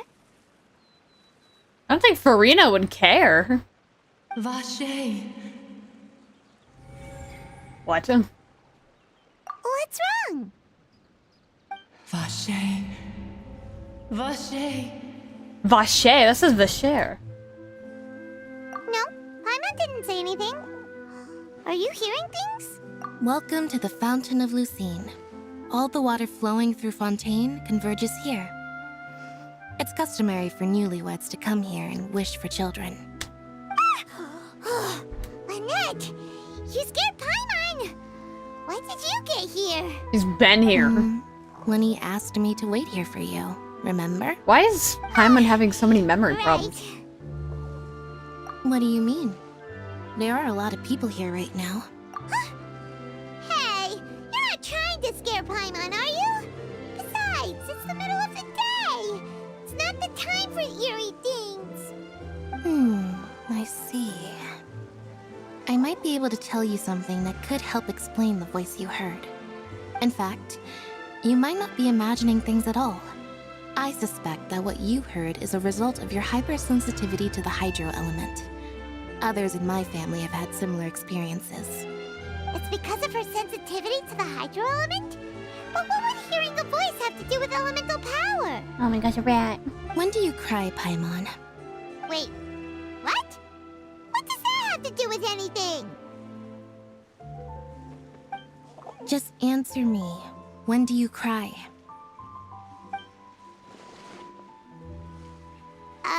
When Paimon's really sad? Oh, and when Paimon's super happy. Oh, and also when Paimon's really, really scared. Then you should understand that tears contain your most intense emotions. Like I just mentioned, the Fountain of Lucine is where all the flowing water in Fontaine converges. Even the tears that fall to the ground will eventually gather here. So maybe what you heard was the intense emotion coming from someone's tears. So, what did the voice say? Huh. If you were hearing their emotions, then Paimon wonders what happened to them. Rather than worrying about them, we should worry about my brother first. Oh god, Don't what let did that you do? calm look of his fool you. He tends to get pretty nervous just before a performance. So chatting with Linny might help him relax a little before he goes on stage. Oh, right. That makes sense. Let's go in and see Linny.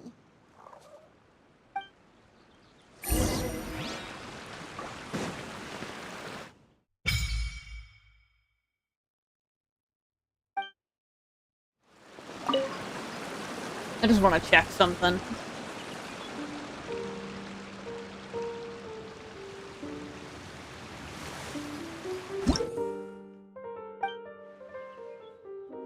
I'm not gonna offer my stuff yet. I don't like offering it until later. I wish you could see all of the, like, rewards that you can get. Alright, but wait, how many sigils do I need? 30 right off the bat! Holy shit, this region's gonna be fucking massive. If I need just 30 from that, that's insane. Take it easy. I'm fucked. Sense it in my bones. I can sense it in my bones.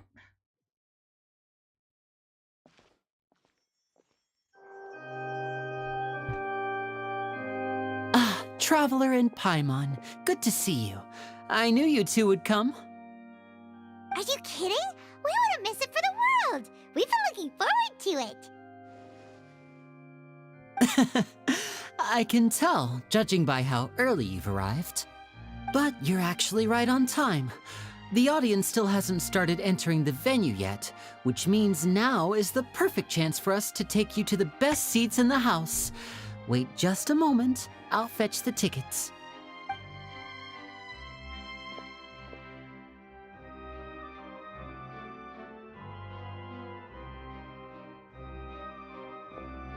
The Opera House has assigned seating, so you always have to make reservations. I've already reserved your seats, and here are your tickets. Yay, VIP tickets. Ooh, front row seats. Thanks, Linny. Don't mention it. There's no need to keep thanking me. Hey, Linny! Could you come over here and take a look at this? Oh, I'll be right there. Seems there's an issue with the stage props over there. That's Cal, my assistant, calling me. I'll go lend him a hand. Yeah, we'll just go to our seats. You go ahead, Linny.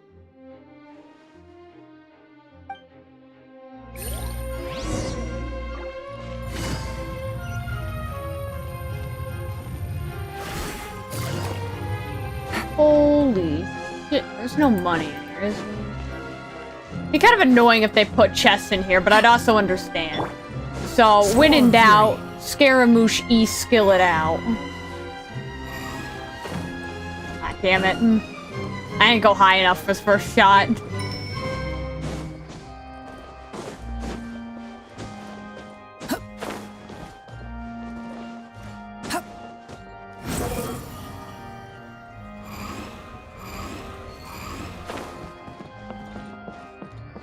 Bingo. I'm surprised you could actually stand on this. I was kind of expecting it to kick me off. You think I can make it to Fossilor's seat? Oh, I can even sit up here.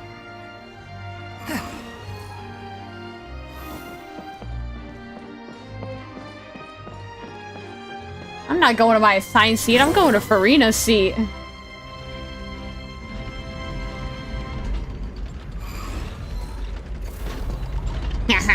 I'm the Hydra. I can sit in her seat. I can sit in her seat. Anyway, it's time to stop effing around. I just rolled down. I rolled up. I did a little rolly roll. Oh, hi, Neuvalet. Oh, these should be our seats. Come on, let's sit down. Neuvalet? Is that his name? I thought Paimon would sit next to me.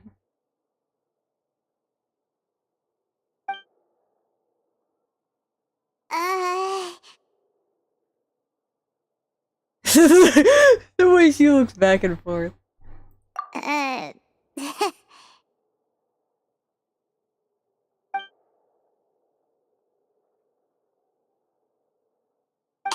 Traveler. Maybe we should strike up a conversation with the person next to us. Since we're sitting together and the rest of the place is practically empty still, it's kinda awkward if we don't say anything. Oh, you little... Of course you put this on Paimon. Excuse me, I did not realize you felt awkward. I am terribly Oh, his sorry. voice is nice! I would be perfectly happy to chat with you if that is what you would like. Oh, his eyes are pretty. Oh, so you heard all of that, did ya? Boy, you sure have good ears. Paimon thought she was keeping her voice down. Wait, that's not it. Paimon's... Sorry. Paimon's the one who was being rude, talking under her breath like that. So, let's talk, but, what should we talk about? Oh, Paimon's got it. You're also here early and sitting in the front. Are you a friend of Linny's too? A friend, you say? Well, if Mr. Linney would like to be my friend, I would be more than happy to reciprocate. I like this guy a lot. Oh, so you're not friends with Linny then? Oh, this is getting more awkward by the second. Paimon nearly forgot to make her introduction. Nice to meet you. Paimon is Paimon, and this is the Traveler. We just arrived in Fontaine. It is an honor to meet you two. I have heard of your deeds across Tevat. And as required by proper etiquette, I will also introduce myself. I am... Neuvalet? Oh, Monsieur Nervillet. Neuvalet. What an honor it is to have you here to see my show. Ah, Mr. Linney. I should say it is in fact an honor for me to see your performance in person. I like him. Wait, Nervillet? Could he be... I saw you all chatting just now, but it seems you still don't know who Monsieur Nervillet is. Allow me to introduce you to Fontaine's Chief Justice. That seat is always reserved for him. It wouldn't be too much to say that he's the symbol of justice and honesty here in Fontaine. Whoa! Sorry for being so rude just now. Paimon had no idea you were such an important person. No offense taken. Being Chief Justice is merely what I do for work. Nearly every person has their usual reserved seat, so I'm not so special, really. Where's his vision? Because Liney still has his since court hasn't started. But I can't find his for shit! Turn around! And by the way, I should probably let you know, even though I would prefer not to.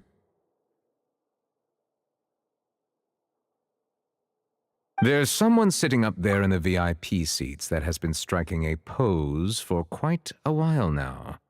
I believe she is trying to give you a most elegant and impressive first impression. So I think you should take notice of her sooner rather than later. Otherwise she may become flustered. Where the fuck is his vision? My wife. Huh? Oh, it's Farina, the Hydro Archon. Huh. She sure has a smug and satisfied look on her face. Guess she has no idea that you saw right through her act. Very good. That is for the best. No need to pay her any more attention. We may now enjoy the show. Show me your hands. Show me your hands, fluffy water boy. So is this what things are like between the Chief Justice and the Hydro Archon? The Hydro Archons were like some Please 3-year-olds. wait just a moment longer. I've pretty much finished my preparations, and the performance will start as soon as the audience has made their way to their seats. Literally, the Hydro Archon's just some, like, teenage kid, and that's, like, the dad that has to take care of her. Yay! The show's finally about to start! Paimon can hardly wait! Everyone's never seen a real live magic show before. I love magic shows.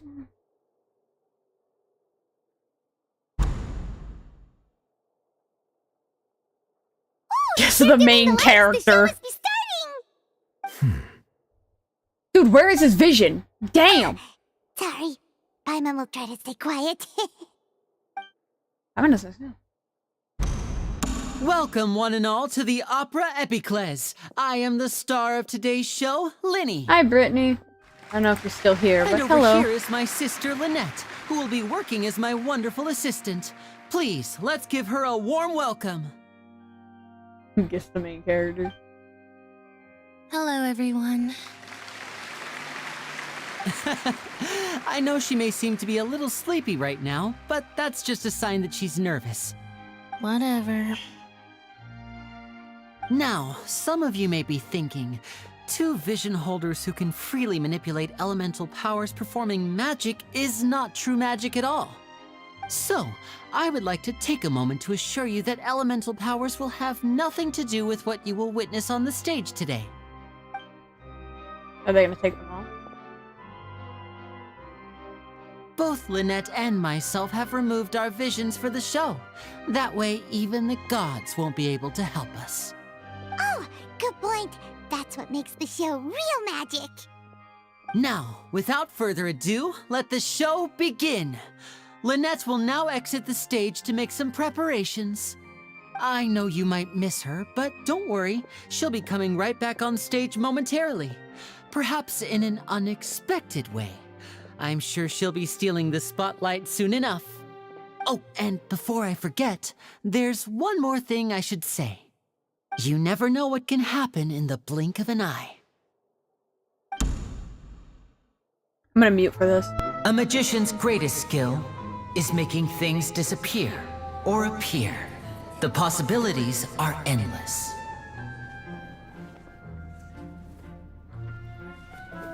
Huh?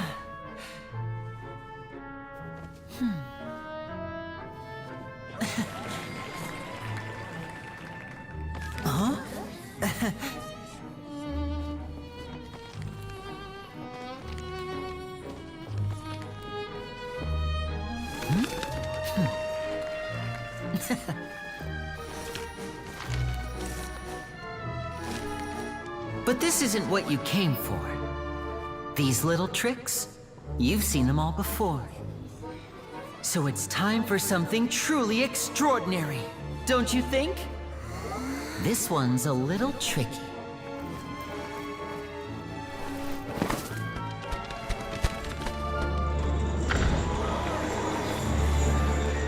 Using this water tank, I shall make my sister vanish completely, right before your very eyes.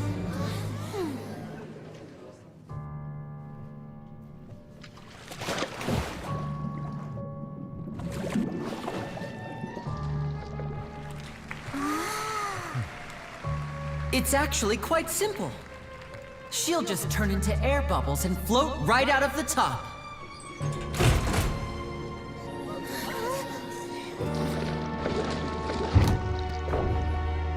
Oh no! I told them to check all the props carefully. With the lid on, even air can't escape. An amateur magician would be getting very nervous right around now. Luckily, it's me on stage, so let me show you what a true virtuoso can do.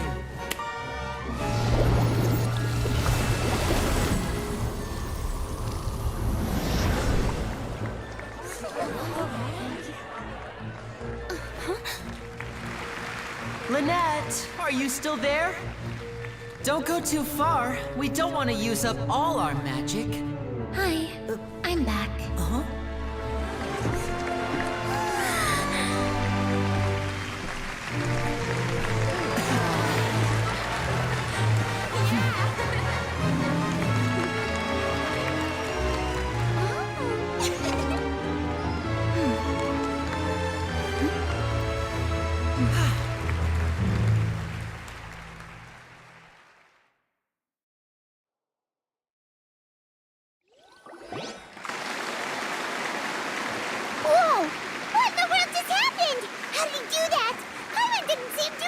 Oh, that was amazing. Inside the water tank?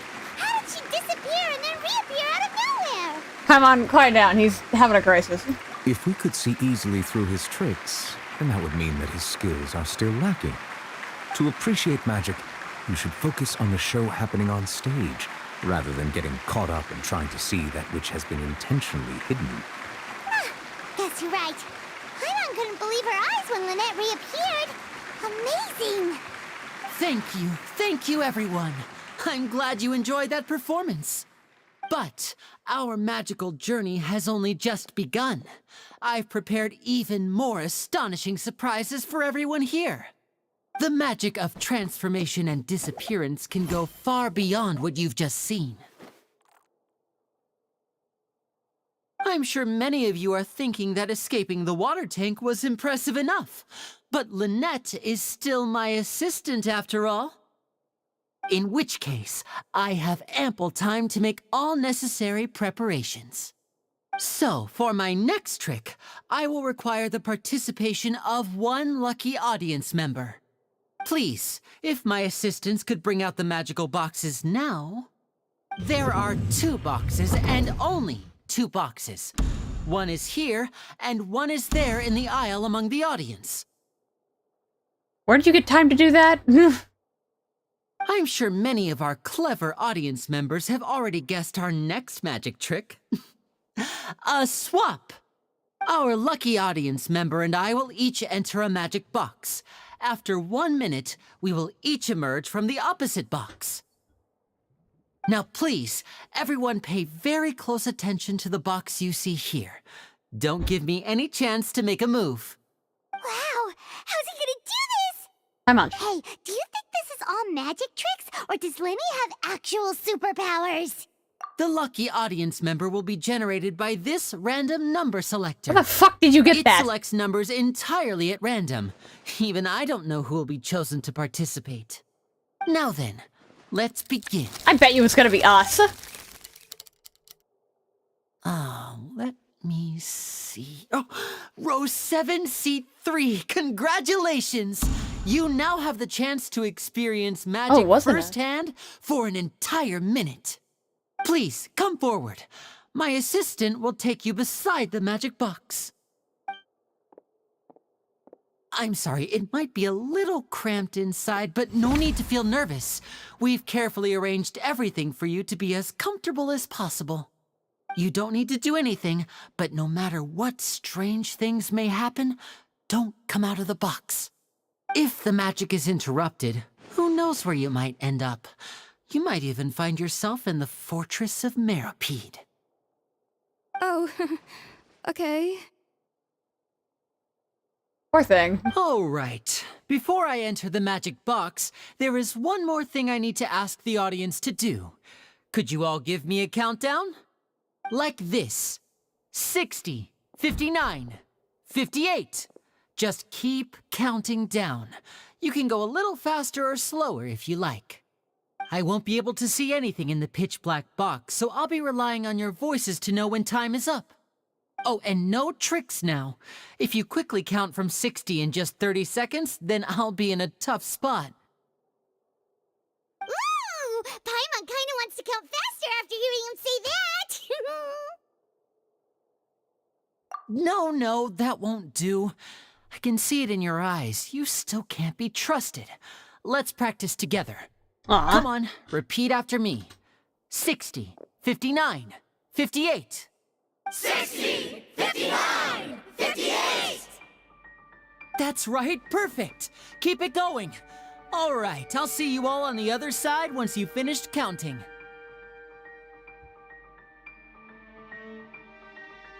$54, $53, $52? Huh? Why aren't you counting, Neuvillette? I am counting in my head. I think things are exciting enough in here as it is. Merely a consequence of my identity and personality. Do not worry about me. Just enjoy the show. Oh, alright. You look so serious that Paimon thought you might be feeling uncomfortable or something. 40, 39, 38! Mr. Linney, are you all right in there? Is everything ready? Yes, I'm fine. I'm just double-checking the direction of the magic. It would be a disaster if we get sent to the wrong places. For example, mid-air right above the audience. Even though he's saying that, Lenny doesn't seem nervous at all.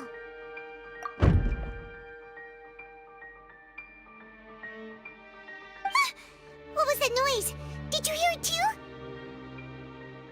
Not sure. Anyway, it doesn't seem like anyone's worried about it. Hi, man, I swear to God, if you screw this fucking show up, I'm gonna hurt you. 24! 23! What's wrong, Mr. Linney? I can still hear you moving in there. I seem to have accidentally knocked over a decoration. I'm trying to fix it, but it's pitch black in here. I can't tell left from right. Never mind the decorations. There's no time for that. The show is what's important. No, that's unacceptable. I want my show to be perfect. Don't worry, we still have 20 seconds. Hear them counting? 19! 18! 17! It seems things aren't quite going as planned. I apologize, everyone. It feels like you're all starting to count faster, but that's all right. I know it can be tiring to do such a long countdown. 10 seconds and change is still plenty of time. 10! Almost there now. Whew. Swapping two people is harder work than you might think. Even a master magician like me can't guarantee I'll get it right the first time. Hey, wait! Is this the back one? I can't tell. They both look the same inside. Huh? No, that's not it. I'll try again. 7! Hey, slow down! Honestly! 5! 4! 3! Whoops! That doesn't count! 0!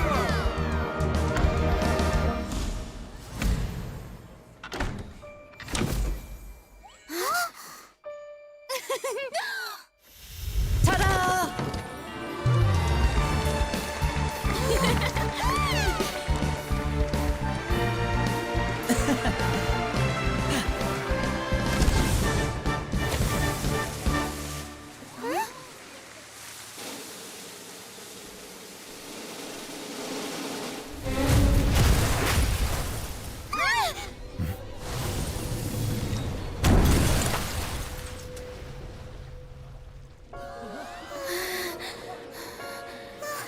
What happened?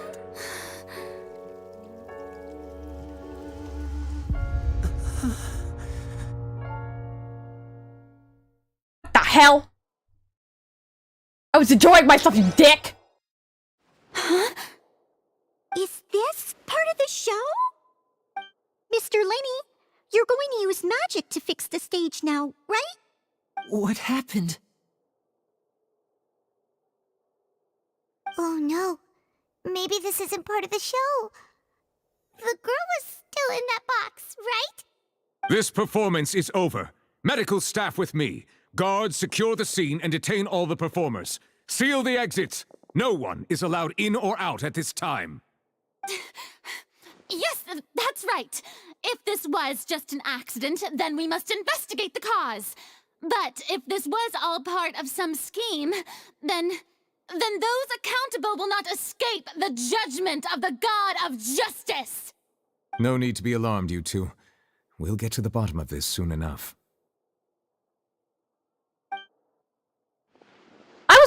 I was having a good time. I was actually enjoying myself for Unfortunately, once. the person who is in the magic box has been pronounced dead. His name was Cowell, one of the assistants in Linny's magic troupe. Apparently, the fireworks on stage ignited the ropes that were suspending the water tank, which then caused the tank to fall onto the stage. But the fireworks weren't even fucking near it. We are still not sure why we found Cowell in the box, rather than the guest from the audience. And after an initial search of the area, the guards have confirmed that the girl is nowhere to be found. It appears that this incident was not merely some mishap with the performance. And there are many indications that it is connected with the case of the serial disappearances of young women. Oh shit, they're pinning it on Liney. The serial disappearances case? Oh, I ain't gonna let this slide. That's the case that Charlotte mentioned before. I know the truth. I can see through the whole thing. Really, using such a shallow and obvious mystery as his finale.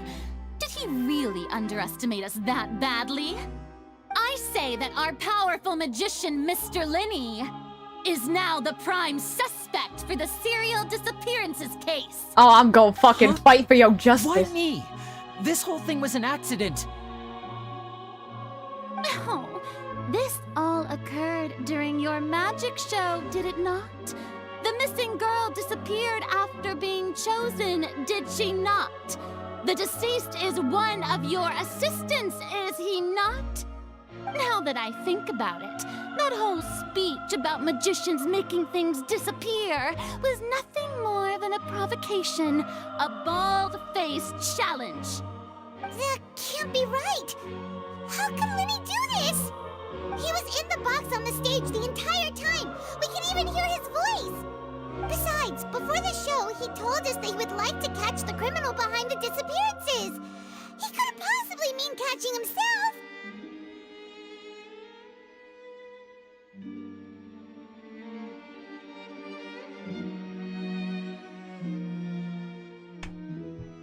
Save discussion for a later time, please. Lady Farina, may I assume that your comments just now constitute an accusation against Mr. Linney and his associates, and that you are pressing charges? Huh? I just think that well, I think it might be a little early to talk about formally pressing charges. But what Lady Farina said just now makes perfect sense. Looks like she's gonna personally deliver justice. A kidnapping and murder carried out under the cover of a magic show. Lady Farina said it all. I mean, of course, my dear people. But what excites me even more than the obvious truth before our eyes is the opponent I'll be facing.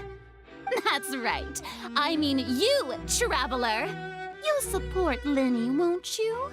After all, he was the one who helped you the first time we met. Then there's no problem at all.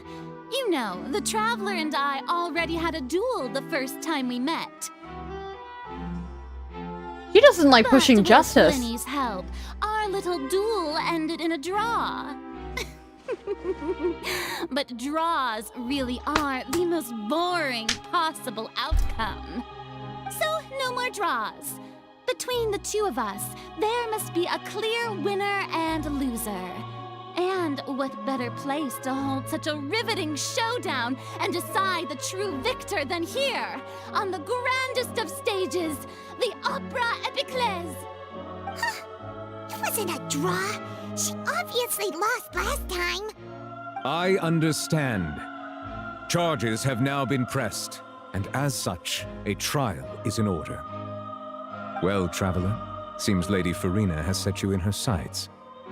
But putting her dramatic rhetoric aside for a moment, I would like to ask you, are you willing to act as Mr. Linney's attorney and defend him in this case?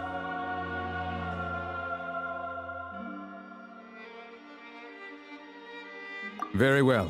The trial will be held a day from now in the Opera House. Both sides may investigate the scene to build their cases and search for the truth.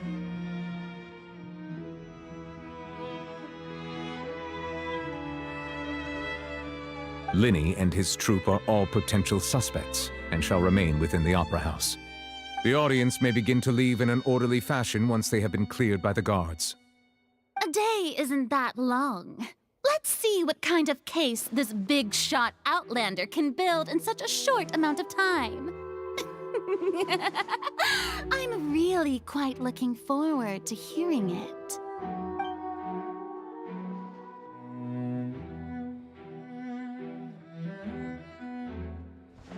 Linney!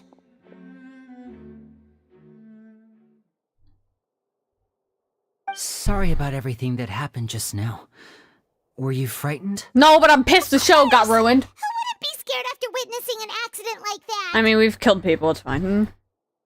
Yeah, I'm a little shaken up myself. How could this happen? And poor Cal. I know you already claimed that you would defend me, but now it's just us talking. Tell me, do you think I could possibly be the murderer? Nah, I Good believe to you. hear.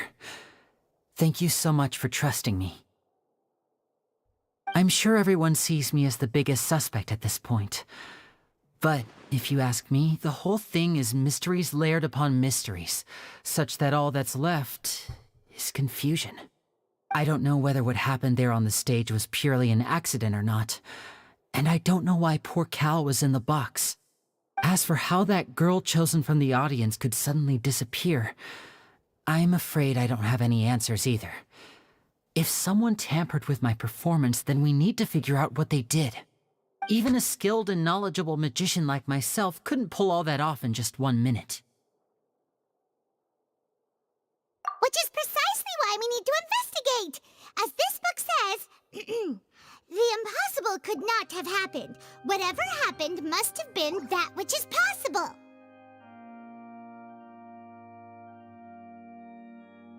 Paimon bought them when we were reading at the bookshop in the city earlier. Pretty cool, huh? Don't worry, Paimon used her own savings to buy them. It wasn't from our travel funds. I think they look cute on you, Paimon. You have good taste, Lynette. That's the right attitude. Feeling depressed isn't going to help me now. I need to get back to my normal self. But with the guards watching our every move, it's going to be especially difficult for Lynette and I to prove our own innocence. Okay, so I was looking at when this quest ends. This quest is actually 8 hours long. I was originally wrong. I thought it was 4. It's 8. So what I'm going to do is when they finally do their court and stuff, and then we meet one of the people, I'm going to cut it off there when the quest ends and they give us 30 primos. And then I'll continue afterward in like another stream for the other 4 hours. Because even I'm getting exhausted. I didn't know it was 8 hours long. Good thing you agreed to be our attorneys. Thanks for that. We'll be counting on you. Yes, thank you so much.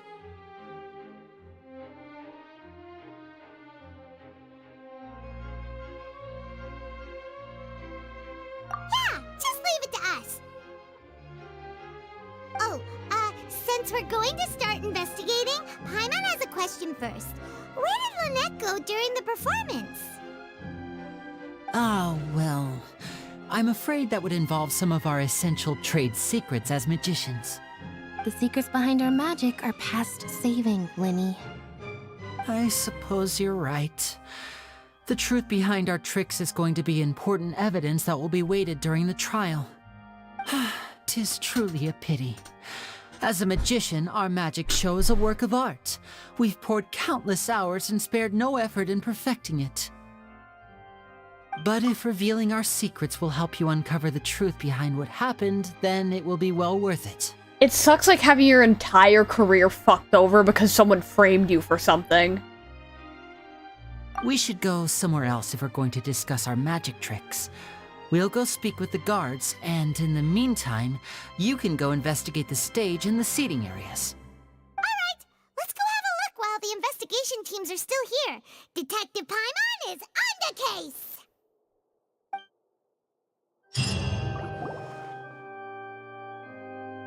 Hello, officer. How's the investigation going? Shut the fuck up, Paimon. I see. You must be the traveler that Lady Farina mentioned. Listen, I'll be perfectly honest with you. I'd avoid getting mixed up in this whirlpool of a mess if I were you. Objection, fuck you. What do you mean? Come with me and you'll see. The deceased is one of Linny's assistants, named Cal. Even though he hadn't joined the troupe long, he was hardworking and everyone generally liked him. The assistants are usually in charge of setting up and inspecting the props, as well as assisting with the show and keeping the crowd engaged. As you probably saw when you were in the audience, the water tank suddenly fell and smashed the box with Cowell inside it. This is the real mystery. We've already searched the scene and were unable to find any traces of the girl. However, if you look carefully, the box was positioned directly under the water tank, The ropes holding the tank were then burned by the pyrotechnics on stage, causing them to snap. All these factors lining up so perfectly makes it hard to see this as a mere accident. If anything, the more logical explanation is that the whole incident was intentionally planned, and Linny is the most likely person to have access to all these areas. But he doesn't have a motive. Are you both good friends of his? Well, you can't say we're good friends, but we've known each other for a little while. So in just a short time, he was not only able to win your trust, but even convince you to act as his attorneys. I know there's no such thing as magic. The real trick of a magician is holding the audience in the palm of their hand. I've seen a lot of cases, and I can tell you that people are the least reliable kind of evidence. Sorry, I tend to be pretty straightforward. Just know that I'm warning you for your own good. Anyway, you may investigate the scene of the crime yourselves if you're curious. Who knows, maybe you'll be able to come up with some new evidence.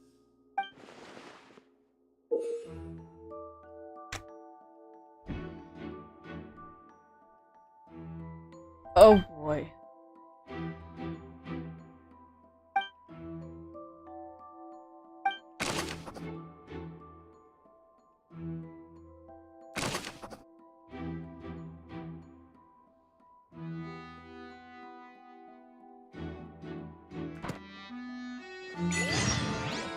I looked up part of this and oh boy.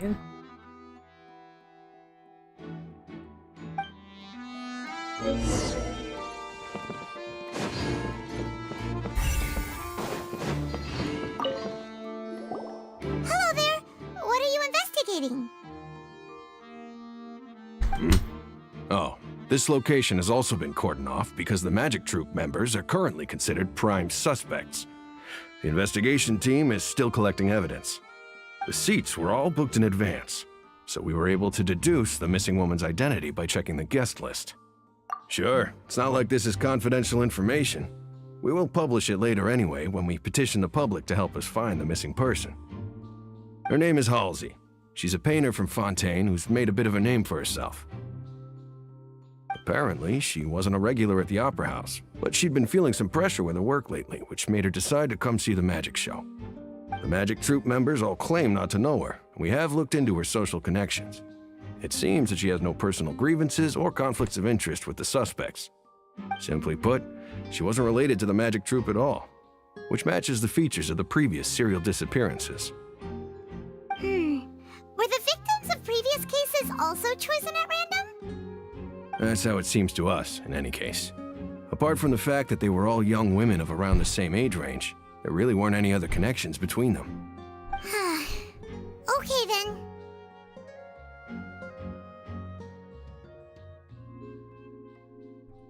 No need to be so formal. If you do happen to see the missing girl, please be sure to contact us. It is of utmost importance that we get to the bottom of these disappearances. Jesus Christ, the court, like, shit is so long. Like, I'm gonna literally be fighting for my damn life here.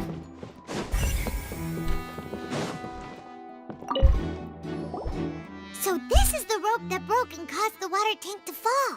It is singed. The rope looks pretty durable. How can it be burned through so quickly by fireworks? Why are you suddenly so serious, Traveler? What the fuck do you think I'm serious?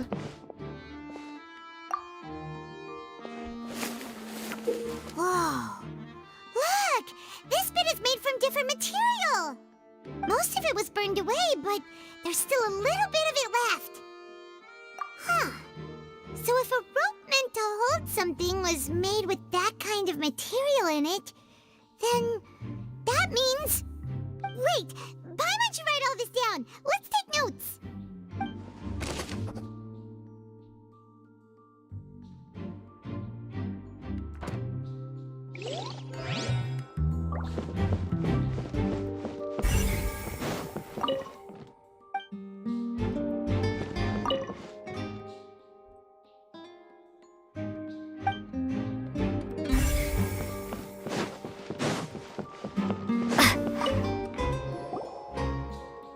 The investigation team has some new findings.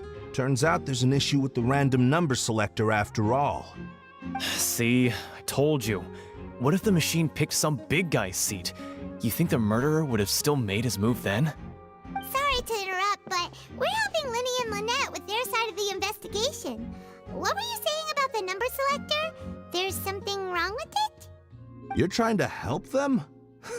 That'll be a tall order. Linny used the machine to pick a random member of the audience during his performance, right? The lucky girl that later disappeared. Well, we thought there might be a serious problem with the machine, so we had it taken away for further inspection.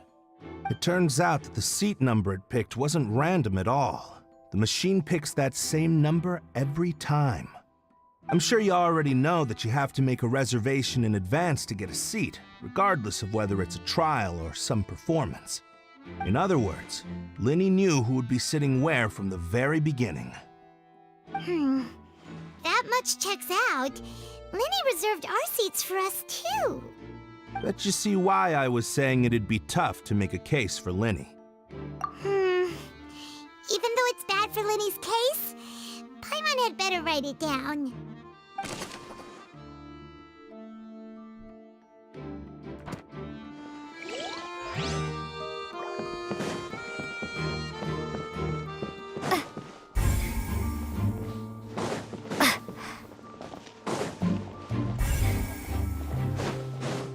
Oh yeah, the other box.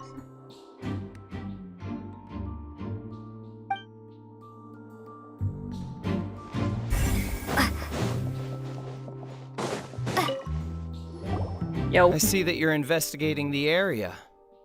Well, it just so happens that I'm interested too. If you find any new and interesting leads, be sure to share them with me, all right? No. We don't have too many thoughts yet.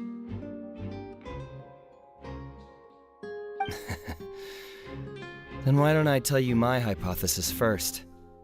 The way I see it. And I'll start it with that loud thud. The thud? Oh, you mean the sound that happened during the countdown? Yes, exactly. It wasn't terribly loud, but I suspect that most people heard it. It's just that everyone was awaiting the results of Linny's trick with bated breath, so no one paid it much mind. But now that the incident has happened, the thud has become an important clue. That makes sense. So, what do you make of it? I'm of the opinion that it may have been the sound of Linny's accomplice. Lynette, perhaps. Jumping atop the water tank or something like that. And when the pyrotechnics went off, she cut the rope, sending the water tank crashing down. Wait, wasn't the noise we heard too loud for that? Perhaps the balance wasn't right, leading to a particularly rough landing. Oh, that's true. I suppose I must reconsider. That does remind Paimon, though. What was with that sound?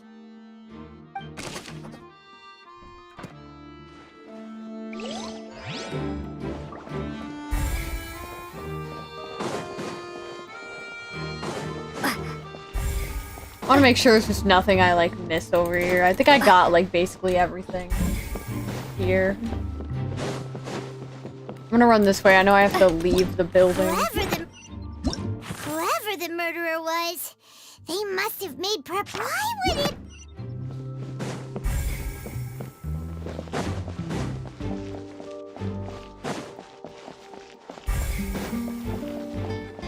It's like playing the Hunter in the One Tracer game. Alright, now we meet. Linny's still talking to the guards. I think someone will be assigned to monitor us later, but that's alright.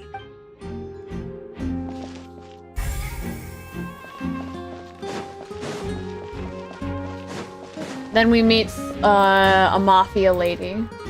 Well, a little person. Hey, you! Yes, both of you! Over here! I've been keeping an eye on you for a while now. Huh? You mean us? Who else? That's right. If I'm not mistaken, you're also among those who wish to cut down the thorns and pursue the truth. No? And by the looks of it, you're not from Fontaine. Well, you're right on the mark about that one, but who are you?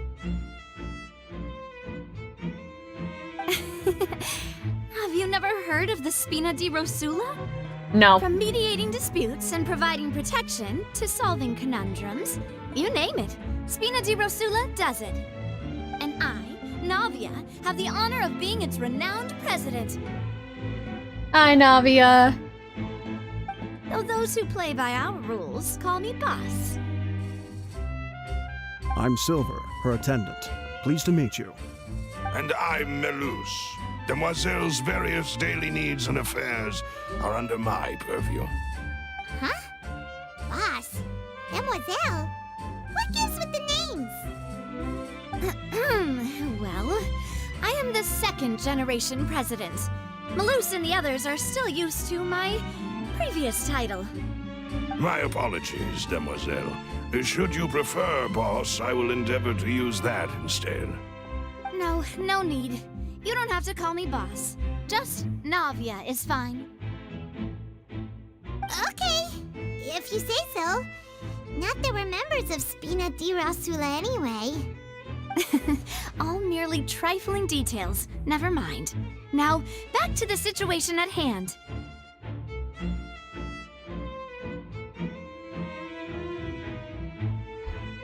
That's right.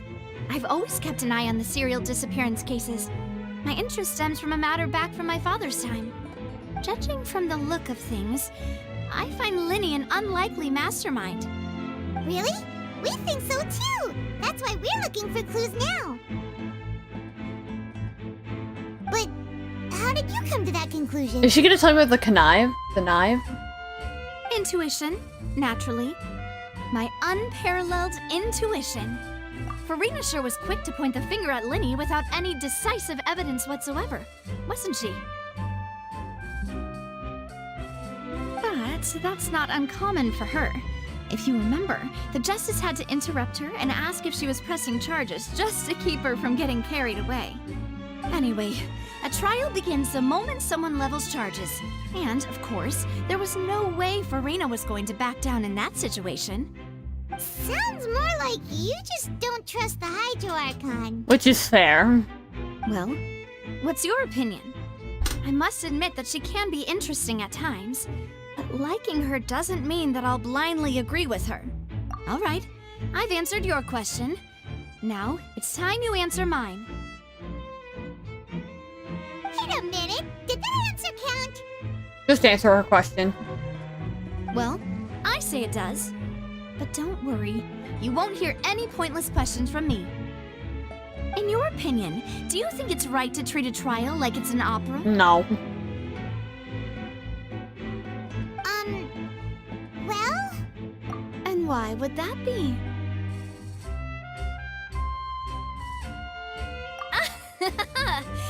See, Silver and Malus? I told you they'd be different. Most astute of you, Demoiselle. I, too, think that the Traveler's response was most excellent. No matter how wonderful the script or how fervent the audience's expectations may be, the trials that go on stage here must be based in fact. And if that can be done, boss, then... All right, that's quite enough, Malus. Anyway, I like your answer. You passed with flying colors.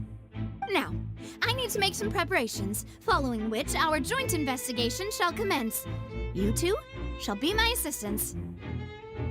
Wait! Since when did we become assistants? Huh? Oh, well, I can be the assistant, sure. Or your companion, if you like. I'm really not that fussy. That's more like it. Far be it from me to brag, but I believe that Demoiselle's intuition will be instrumental in uncovering the truth. You wish to save a friend from false accusations, and we wish to unravel the disappearances. In this sense, our goals are aligned. You have a point. You're quite the talker, aren't you, mister? And what about you over there? What do you think? You seem like you've got something on your mind. I have nothing to add. Oh, alrighty then. We'll be making some preparations first. Just be sure to let us know if they start revealing Linny's tricks. Thanks!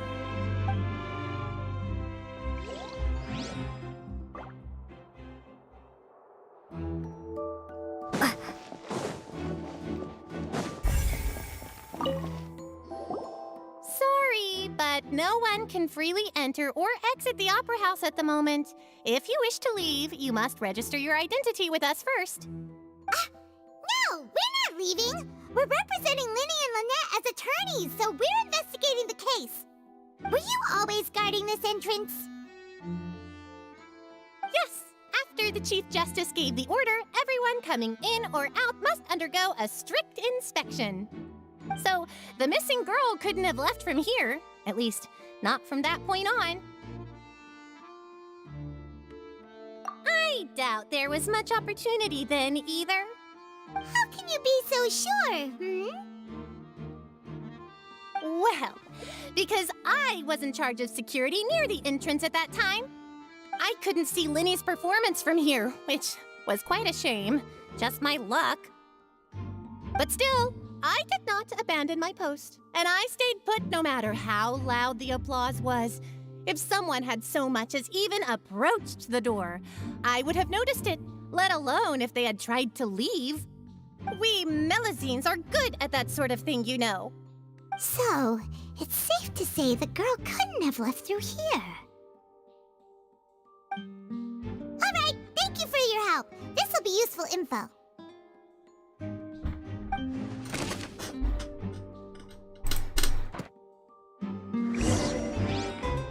We've checked everything of note here in the performance venue. Paimon wonders how Linny's discussion with the guards is going. Yo. Understood. Then I will be going with you. Just so you're aware, I will be monitoring your actions and making notes as necessary. Very good. Thanks for being so agreeable. I'd pull a rose out of my hat as a gift for you if I could. Shut the fuck up. You may spare the pleasantries. I'm just doing my job. You've arrived. Who's this? Me? I'm Spina di Rosula's guardian angel. If you've got a problem, I've got the firepower. Sorry, I got a little carried away there. Call me Navia. I'm a partner of theirs, and will be helping investigate this whole situation. And these are my companions. Would you mind if they join as well? Fine by me. Oh, new helpers? I would be most grateful. Sorry we have to fuck over your career. Let's just say we're tagging along. It's not every day you get to see the secrets behind magic performed on such a large scale. I appreciate your kind interest. Come with me. We'll be heading below stage. Huh? Below stage? Yes, a world of secrets is hidden beneath this magic box, prepared specifically for this switcheroo trick. But before I reveal everything, you should have a look first. Notice anything strange here?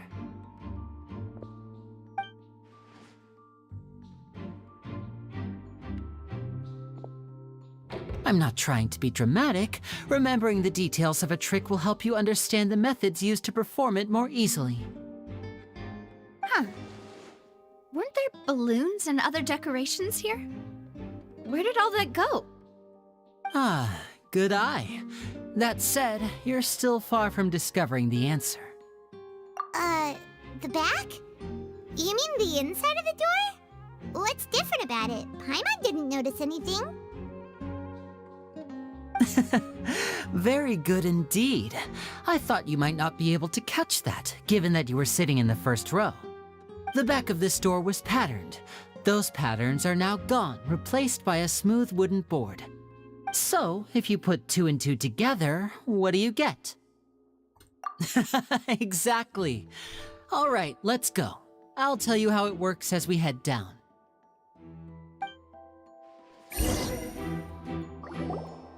Oh, so there was a passageway under the magic box!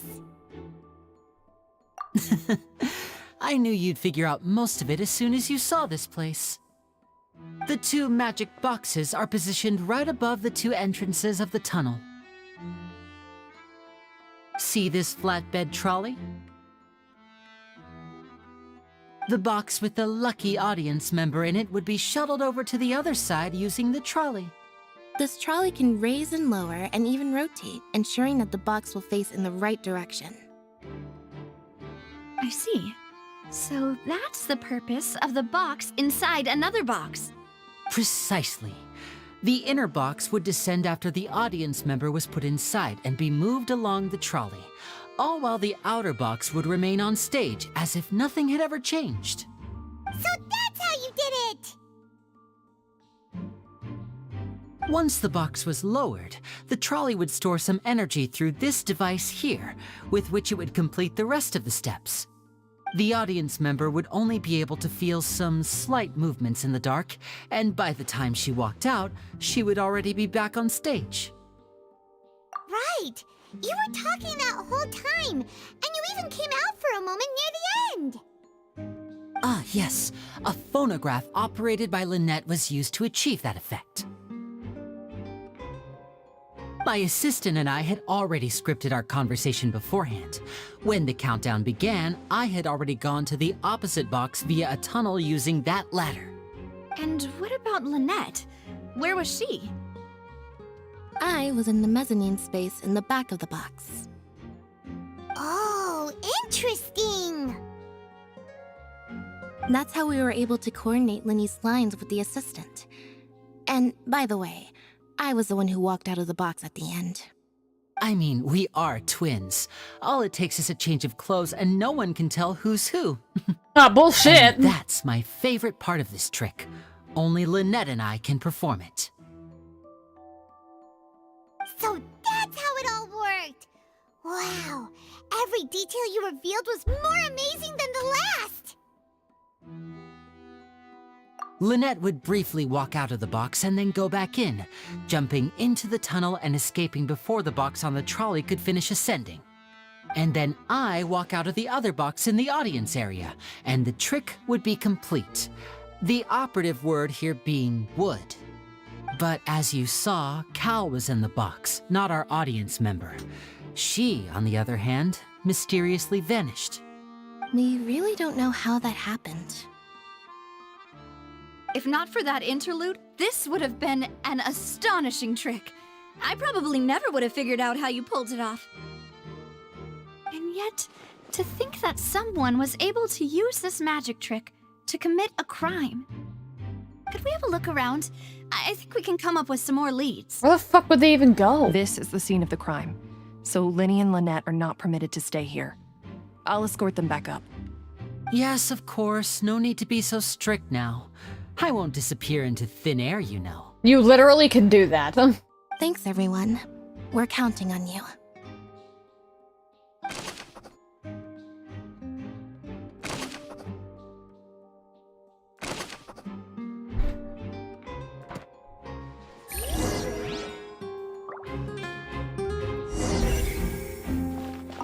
Oh boy. Oh shit. No, I want to go back down.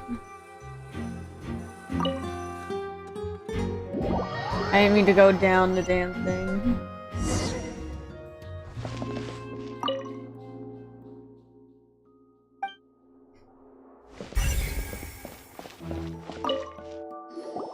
The floor is wet. Please be careful not to slip. Speaking of which, why would there be water here?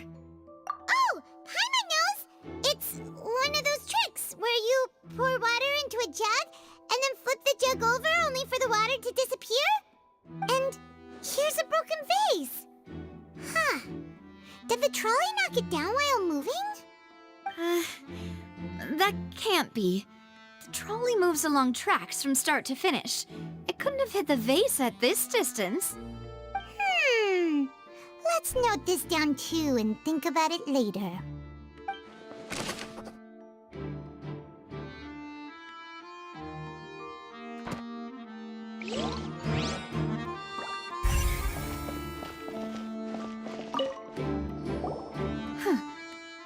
this? Looks like a hook tied to the end of a rope. Huh? There's all kinds of odds and ends here. Perhaps it was a prop for a different trick. But why would it have been left here? Whatever it is, let's make a note of it first.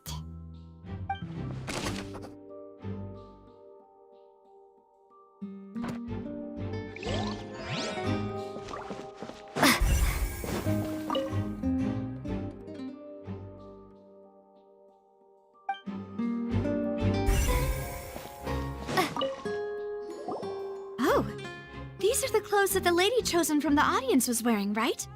Her clothes are here, but she's nowhere to be found. Right.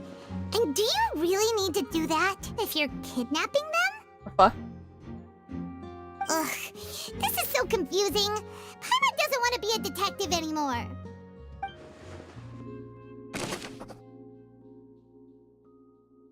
She wasn't wearing that, but okay.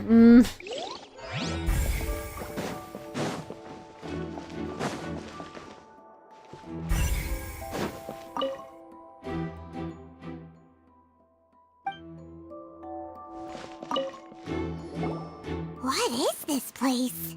It seems someone could fit through here. Huh. Could this have been the suspect's escape route? Alone, perhaps. But if they had to pull another person with them, the space would be too narrow. No, it wouldn't. But there are no other ways in or out of here. Oh, you're right! Let Paimon write that down.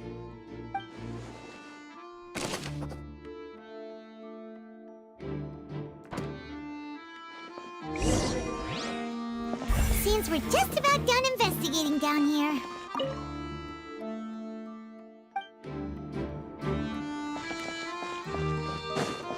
Yes, let's head back up.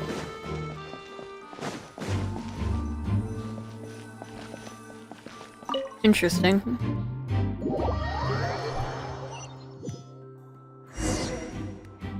Well, we've ascertained the state of the crime scene. Let's find a place to sort out our findings once Malus returns. It seems to me that there are several things that don't add up here. Apologies for the wait, demoiselle. So, what did the guards say? Did the criminal escape through the vent? They believe the odds of that are very low, since the vent leads to the Opera House's basement.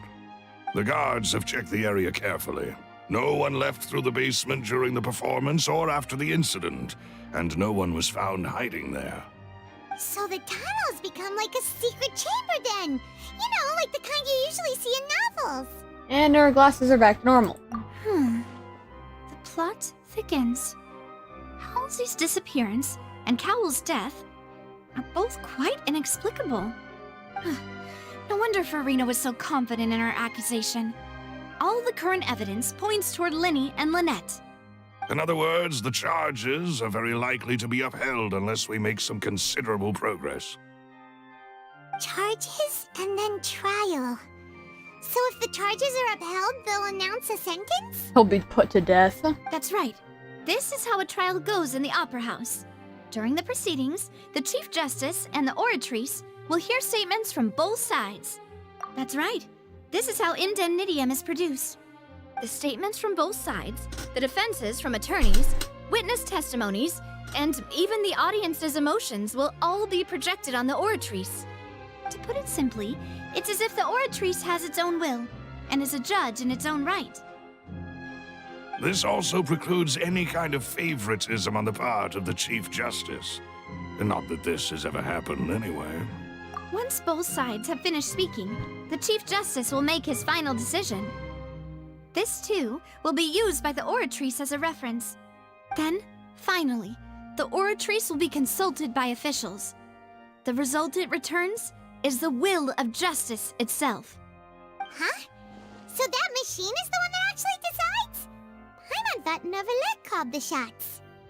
In practice, there is very little difference. Both have always come to the same judgment, which is why people have great faith in the Chief Justice. Yes, the guards also asked me to convey that none of us will be allowed to leave this place before the trial. Huh? Why? Because we've chosen to act as the twins' proxies. That makes us persons related to the case. They're concerned that we might be colluding with outside parties, or that we might find outside help to disrupt the case. And even if that were not so, it could prove problematic if we happen to spread key information about the case ahead of time. I'm ready to break out at any time. Whoa, whoa! There's no need for that! Paimon thinks they have a point! That said, are they providing food? Of course. I just hope you don't mind the lack of options. I'm afraid that catering to all tastes is not in the cards, nor is any guarantee of balanced nutrition.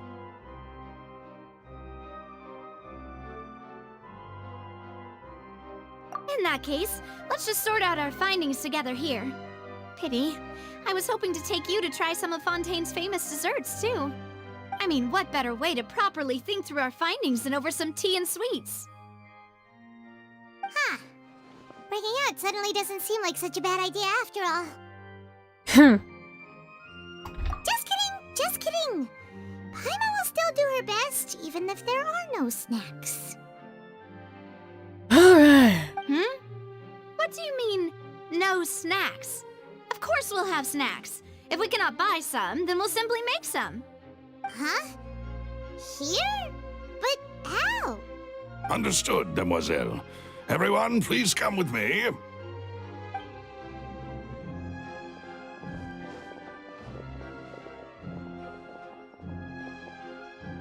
Wait, you're carrying a portable stove with you? What the hell? Yes, I must be prepared to meet the demoiselle's baking needs whenever the fancy strikes her. I have eggs, sugar, and almonds at the ready. Good work, you two. Then I'll get to it. Please sit tight for a moment. You'll get to taste my awesome snacks soon enough. These three are quite the interesting group.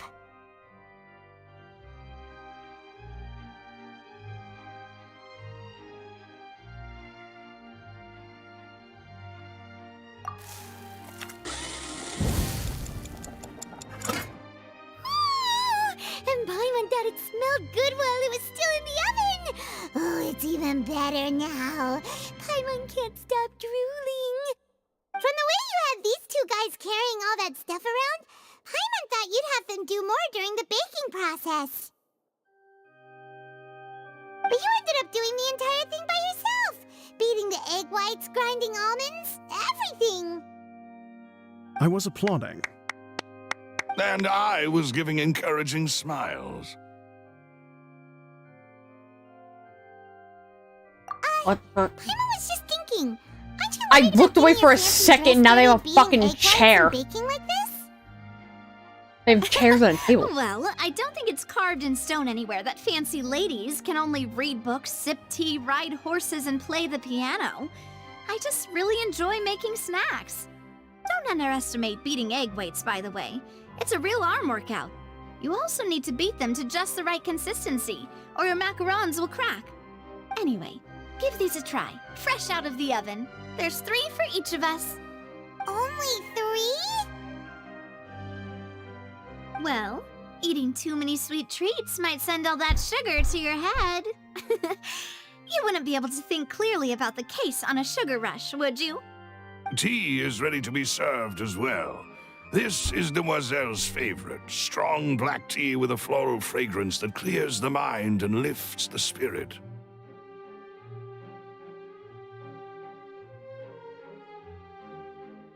No need for concern. I'm merely doing as I should.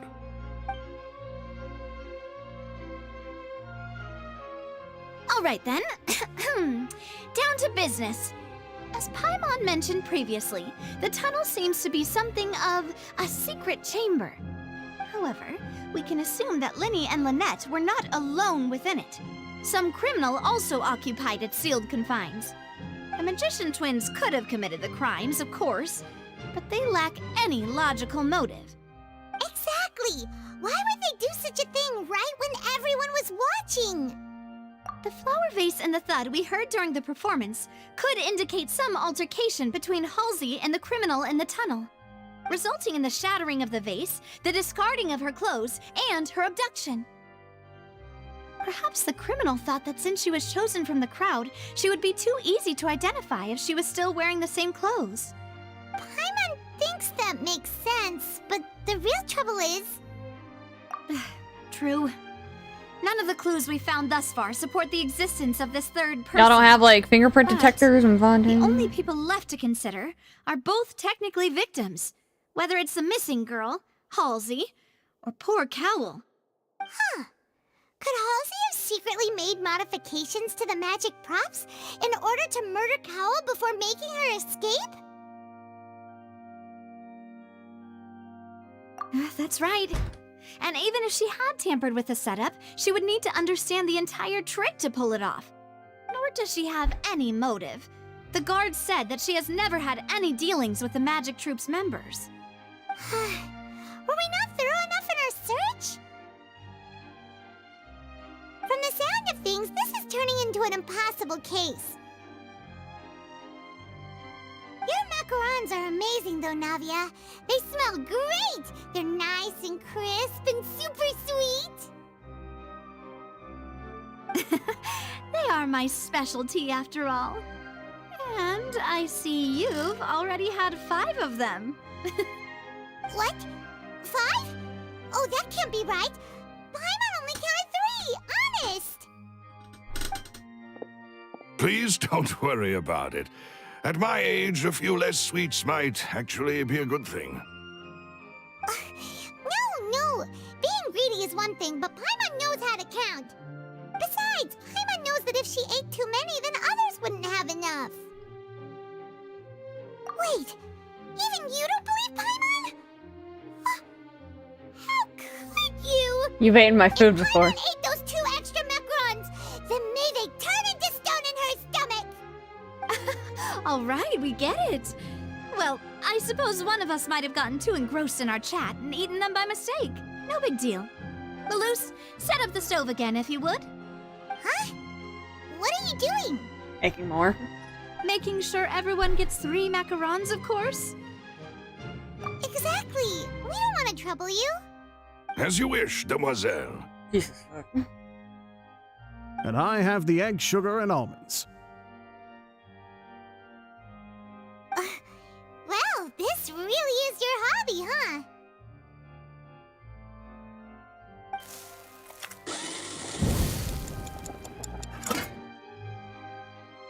Well, that's it for snack time. I'm going to have another look around the area. I don't know what we're looking for yet, but we've still got some time. As attorneys, I suggest the 2 of you think the case over again. Alright, finally do I now get to start It would be plotting? awkward if you got all tongue-tied on stage during the trial. Alright, thanks for your help, and for the snacks. It was nothing. A small task for the Spina di Rosula. Silver, Maloose, it's time to go. I'll be back if I find anything new.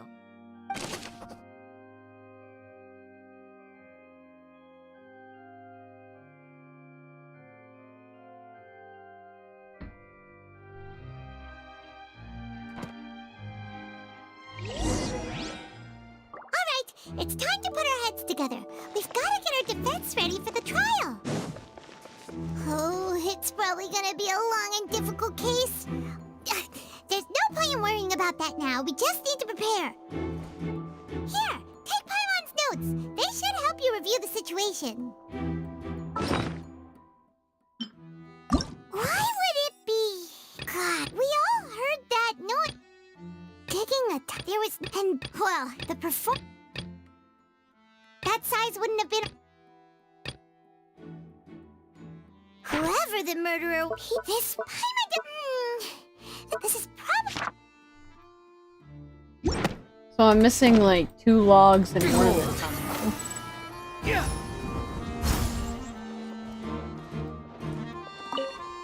Let's see if I can find anything down here.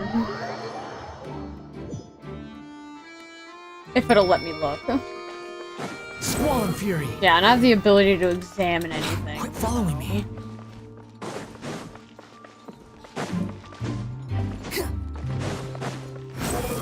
I assume they might maybe appear during the trial. Because it's mentioned about maybe something appearing in the trial. I saw Farina make a point, and then we used Farina as a clue. Okay, so 1800.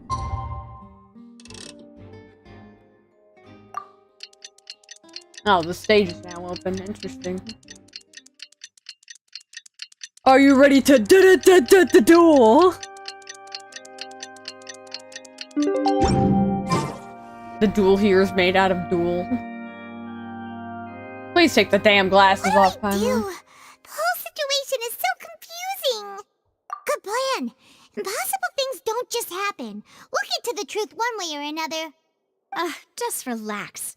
Even if everyone else suspects Lenny and Lynette, at least we will be supporting them from the stands. Besides, I doubt Farina understands any more about what happened than we do. Thanks, Navia. Well, we'll be going then. Best of luck to you.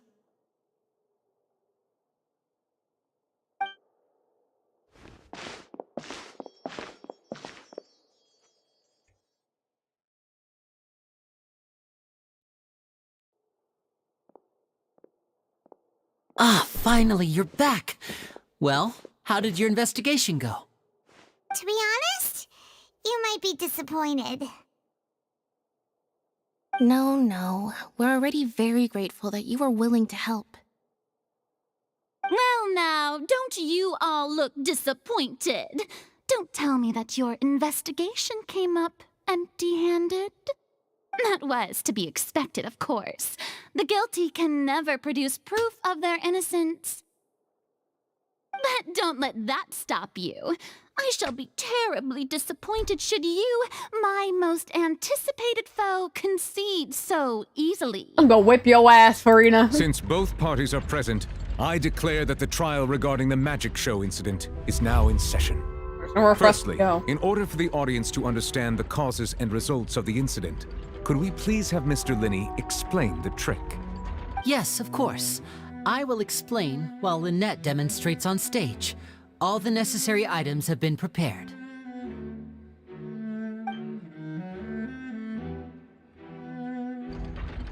Thank you, Mr. Linney. In that case, I take your statement to be that you ran to and remained hidden within the magic box in the audience stands once the trick began, and thus could not have committed the crime. Is this correct? Yes, that's correct, Your Honor. In that case, I call upon the prosecution. Lady Farina, do you wish to refute his statement in any way? Why, of course I do. Allow me to take the first shot and break this case wide open. Mr. Linney is clearly lying. There is no way you could have been in the box the whole time if you were to abduct Halsey and murder Cowell. In fact, I'd say you were hardly in that tunnel at all. That is simply your hypothesis based on the presumption that I'm guilty. Oh, is that so? And if I may ask, what did you hear while you were inside your box? The roaring countdown of the crowd, of course. That's how I kept track of the time and built anticipation for the finale. And you didn't hear anything else at all? Nothing that might leave an impression of any kind? No, nothing. I see. But when the count reached 30 seconds or so, there was a thud. One so loud that I believe practically everyone heard it. Huh? Hey, hang on. Something's not right here. That's a good point. How did he not know about that sound? Yeah, I'm sure he could have heard a noise that loud from inside the box. I was right by the box and I definitely heard the thud. Look at those scales. Could those mean... Well then, ladies and gentlemen, allow me to use the words of the magician himself. You never know what can happen in the blink of an eye. Indeed, it seems his alibi can also collapse in the blink of an eye. Of course, I have armed myself to do far more than smash your alibi. Confidence cannot go unfounded, and my foundations are rock solid. Tell me, aren't you and Lynette actually from the House of the Hearth? The House of the Hearth? Oh shit, no. I didn't know they were directly Fatui. No wonder they did something like this. Oh, So the serial disappearances were the Fatui's doing. Now it all makes sense. I've got a feeling Just that what 'cause they're happened on orphans stage doesn't mean probably that. wasn't just an accident. That's irrelevant. Our identities have nothing to do with what happened. Indeed. Then perhaps you could tell us everything that happened during that 1 minute.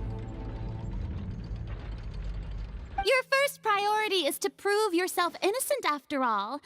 I'm sure there is little that needs to be kept secret now.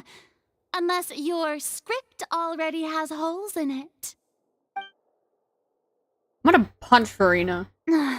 The Outlander is speechless. My, oh my, don't they look flabbergasted? Now comes the infighting and discord, I suppose. This was almost too easy. It's adorable. Good thing I made all those preparations. Seems the all-nighter I pulled last night is really paying off. Hey, Linny! Why didn't you tell us this before?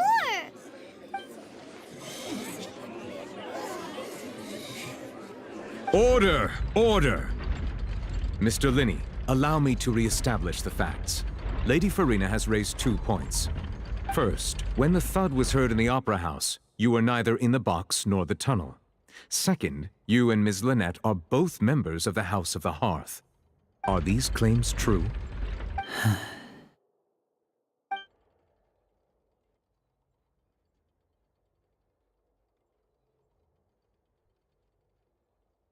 Hey, shut up, Traveler. We're defending Poker Boy right now.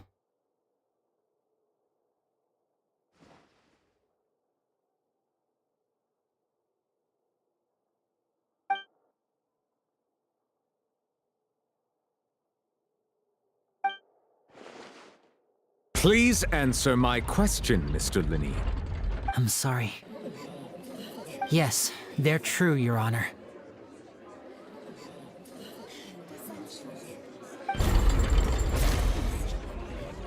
I knew it! Well, that's it. We might as well move on to the sentencing already.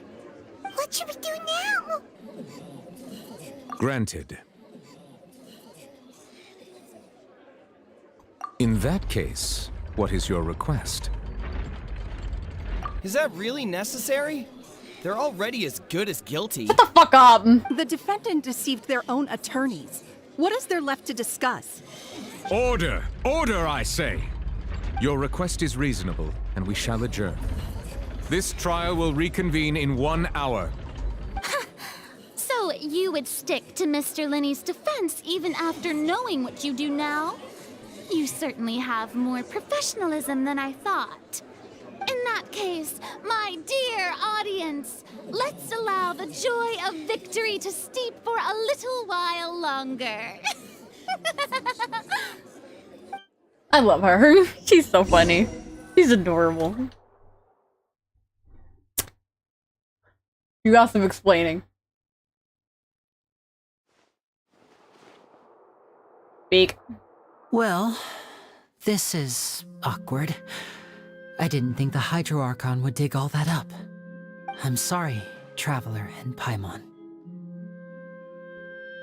Yeah, sorry. Ugh. Paimon doesn't know where to start. We trusted you two. We based our entire reasoning on the assumption that you weren't bad guys. They aren't. They just happen to live in a Fatui orphanage. Or anything, but Paimon's really mad. I'm very sorry. I know you're angry, and reasonably so, but please, let me explain. Go ahead. I know you've clashed with the Fatui several times before. I wouldn't be surprised if just hearing the word is enough to make you upset. But our organization is very, very large, and the Harbingers have very different personalities and goals. Right now, we want to save people. As many as we can. That's right. I'm sure we're on the same page when it comes to this nation and the disaster that its people might face. I knew if it weren't for our respective identities, we could become good friends. That's why I didn't wish to flat out lie to you, but chose to hide some details instead. The truth is very important, but being completely transparent about everything would see us spending more effort than we need to. Right.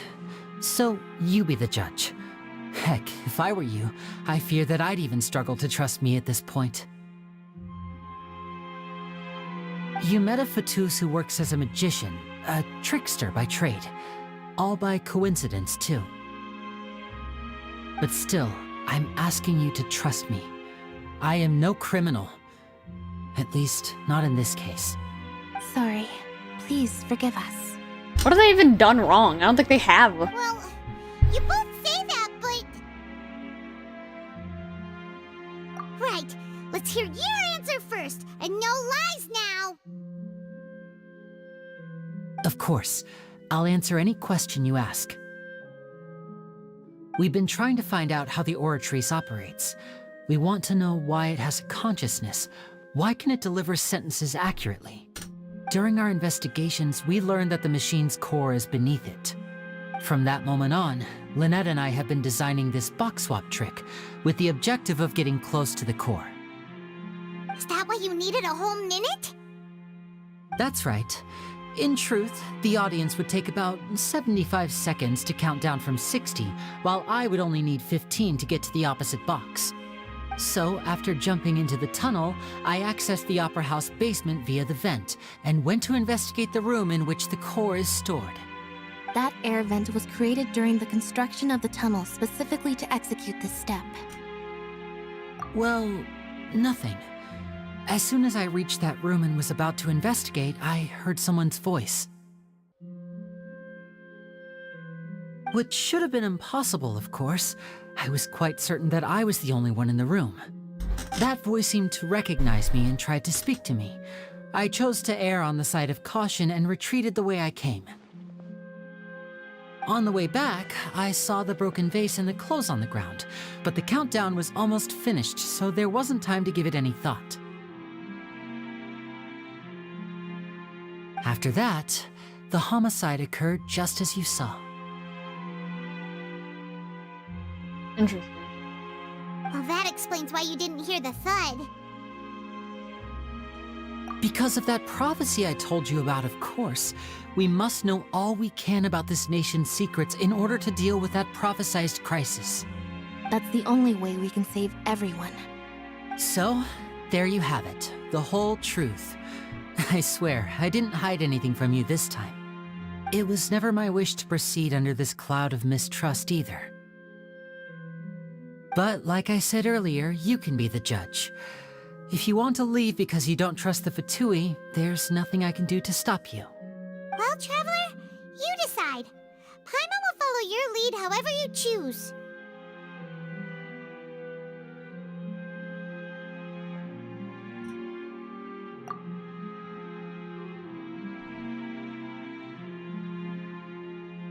Okay, thank you. Thanks for giving us a chance. The current problem is that the scales are tipped pretty badly against you two. If we want to refute the Hydro Archon's accusations, we're gonna need a seriously watertight defense. Huh? Oh, Paimon thinks she gets what you mean.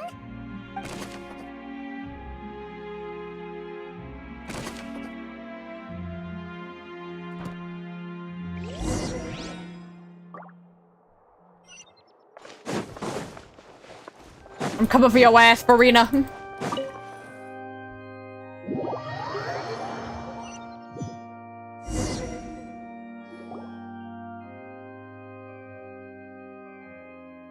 Both parties have returned to their positions.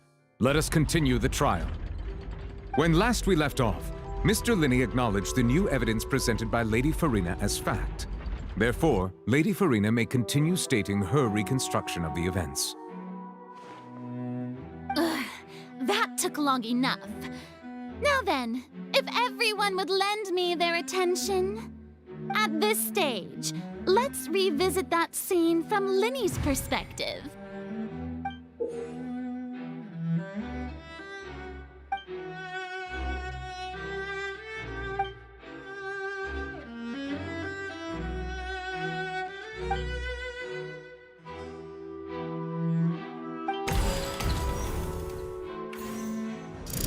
As the countdown began, he entered the tunnel. When the flatbed trolley passed, he opened the box and got into an altercation with Halsey, which caused the loud thud. He did not realize that this sound could be heard by everyone in the opera house, which is why he claimed earlier that he could not hear the sound. Finally, he used the vase to knock her out, before making her change clothes to prevent others from recognizing her. At this time, Cowell arrived in the tunnel, having heard that strange noise, and caught Linney red-handed. So Linney proceeded to knock him out too before stuffing him into that box. Afterward, Linney passed the unconscious Halsey to his accomplice through the magic box in the audience stands, before operating the devices such that Cowell's death would be ruled an accident. And there you have it. That's the truth behind what happened. That would explain how it fell. Does the defendant's side have any objections to Lady Farina's description of the events? The key to refuting Lady Farina is the order of events. What Linney experienced and what he saw.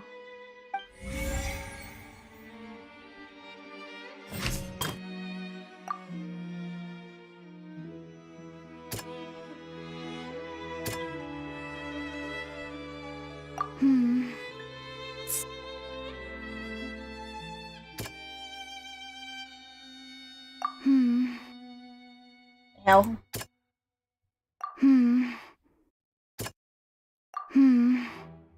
What? Why her clothes?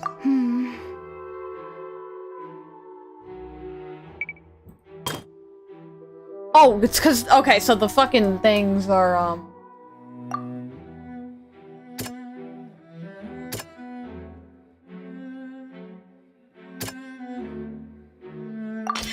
According to Linney, he left via the vent after entering the tunnel.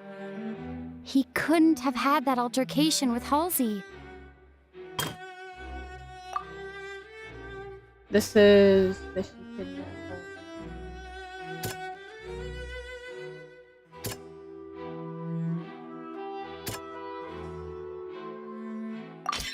Linney went to the room that contains the Oratrice's core.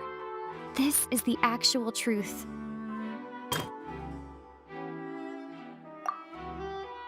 Wait, indicates that the time had already taken place. All that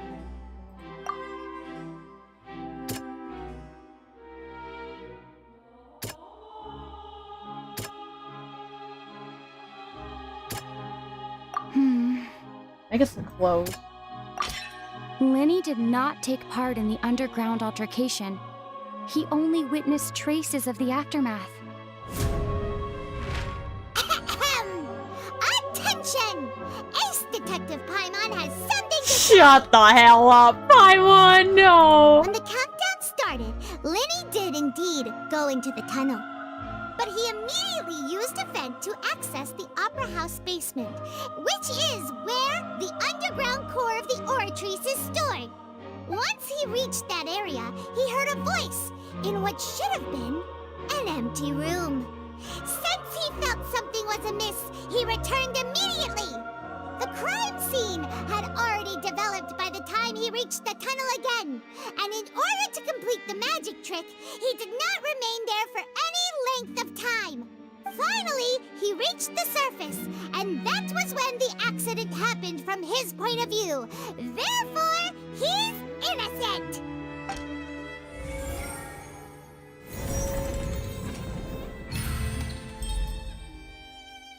Nice. Whew.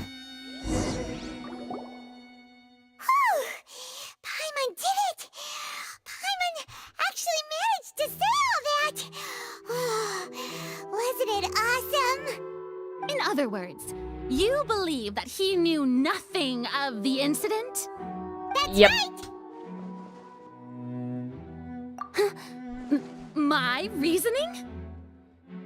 If that's the case, then if Cowell hadn't entered the tunnel, who was the entire setup meant to kill? Assuming that what you say is true, Lenny only needed to kidnap the young girl to cause a new disappearance case. What would the point of killing someone on stage be? Oh, they have a point.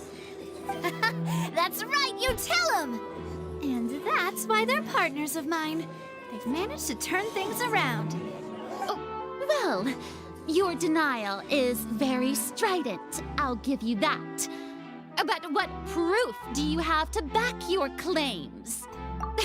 Of course I do. If he had been in the magic box the whole time, how could he have not heard that sound? Why do you ask? You're saying that he wasn't? Objection.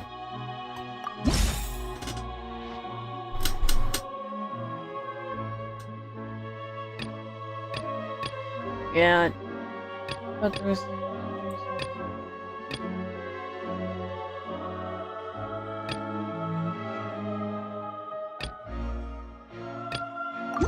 That's right! Lenny wasn't in the box or in the tunnel. That's why he didn't hear anything strange during the performance. This means that when the crime happened, Lenny had already entered the basement via the vent. The same clue you used to disprove his alibi has now become the best proof! How do you like that? I'm cringing internally like hell. Well played. To think you'd use such logic. Well then, if it wasn't Lenny who committed the crimes, then who was it?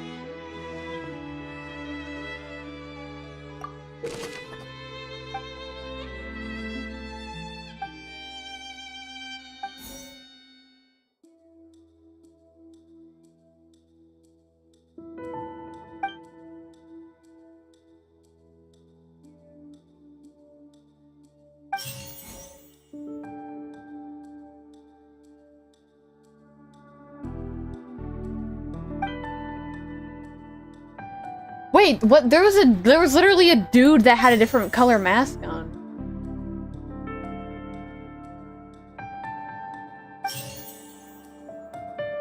The deceased's name is Cowell, Lenny's assistant. He would have been able to tamper with the equipment. Halsey is the missing person and an ordinary audience member. Or did she have her own scheme all along? Could there have been a third person involved? Is that really a possibility? The deceased's name is Cowell.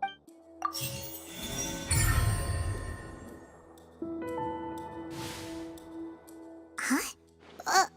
That can't be right. Are you serious?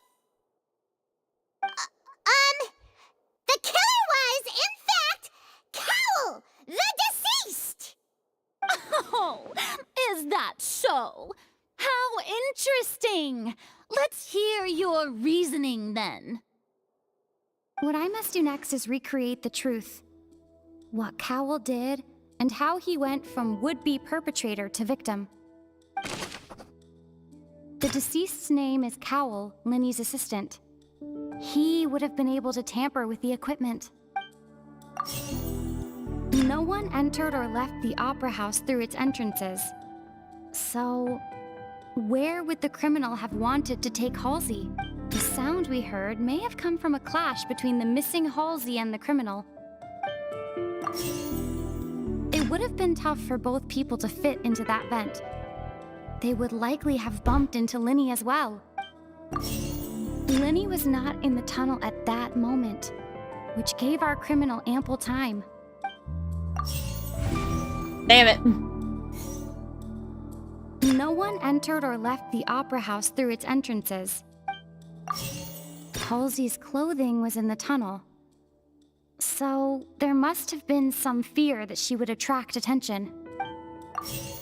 The deceased's name is Cowell. It would have been tough for both people to fit into that vent.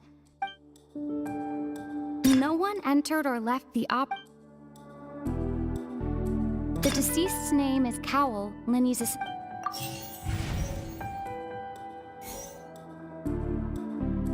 What?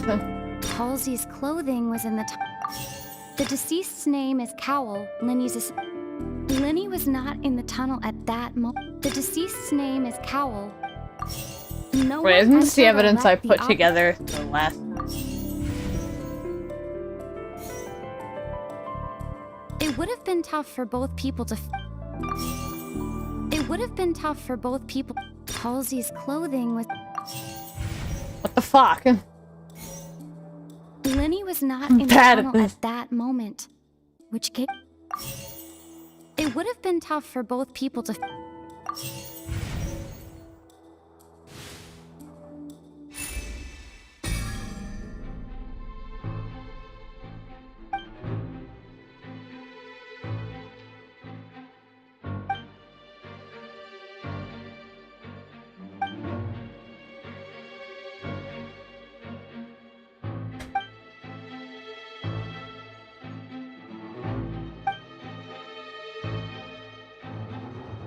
What's wrong, Traveler? Are you still having trouble figuring things out? I see how it is. So this was all just a bluff. And here I thought you had something to show for it. But it seems you're still far from the truth. Look, No wonder I was having such a since hard we're at a dead end, why not consider a different track?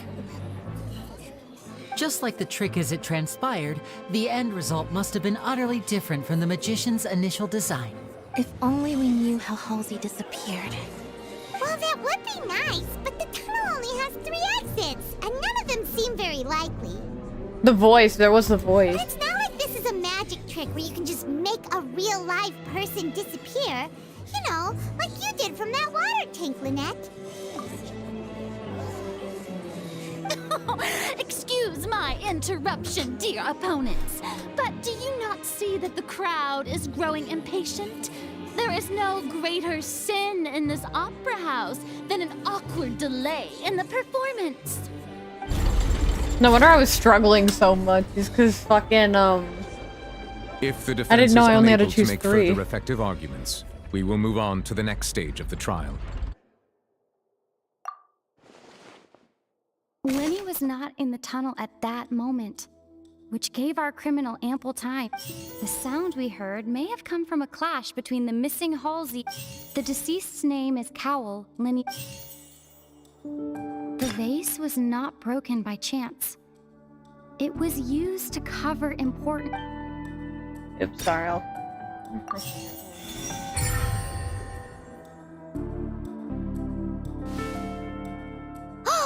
Paimon gets it! It all comes together if Halsey disappeared instead of being kidnapped. Lynette escaped from the water tank, vanishing gradually and leaving only clothes behind. If there's a similar method where a person could be transformed into water... Just a moment, please. I do hope you know how preposterous you sound at the moment. How could a person ever be transformed into water? This is reality we're talking about here, not some magic trick. Must we really? I should think that of anyone. Your friend Linny already knows this truth very well. I got you, homeboy. Magic tricks are ultimately just illusions and misdirection. But Halsey's disappearance is very real. We're talking about 2 completely different things. Even so, I trust the Traveler's judgment. The truth must be out there somewhere. Perhaps some new line of reasoning may open if we try to gather all the focal points that don't make sense. Since Cal was the deceased, we haven't placed much attention on him. But given that we aren't making much progress with the case, it wouldn't hurt to have a look at his belongings, would it? People really do come up with all sorts of harebrained schemes when at the end of their rope. The way I see it, Your suggestion that we broaden the scope of our investigation is nothing but a tactic for stalling the trial. Nevertheless, I believe that this is a reasonable request on the part of an attorney. Since the trial does indeed appear to be at an impasse, I believe that additional evidence may help us make more progress. Thank you! Guards, please step into the lounge and examine the personal effects of the deceased, Cowell.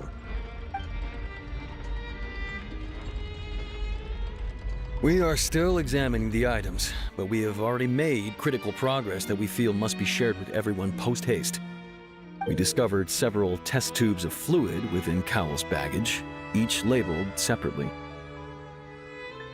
The notebook in his backpack claims that these fluids are water from the primordial sea.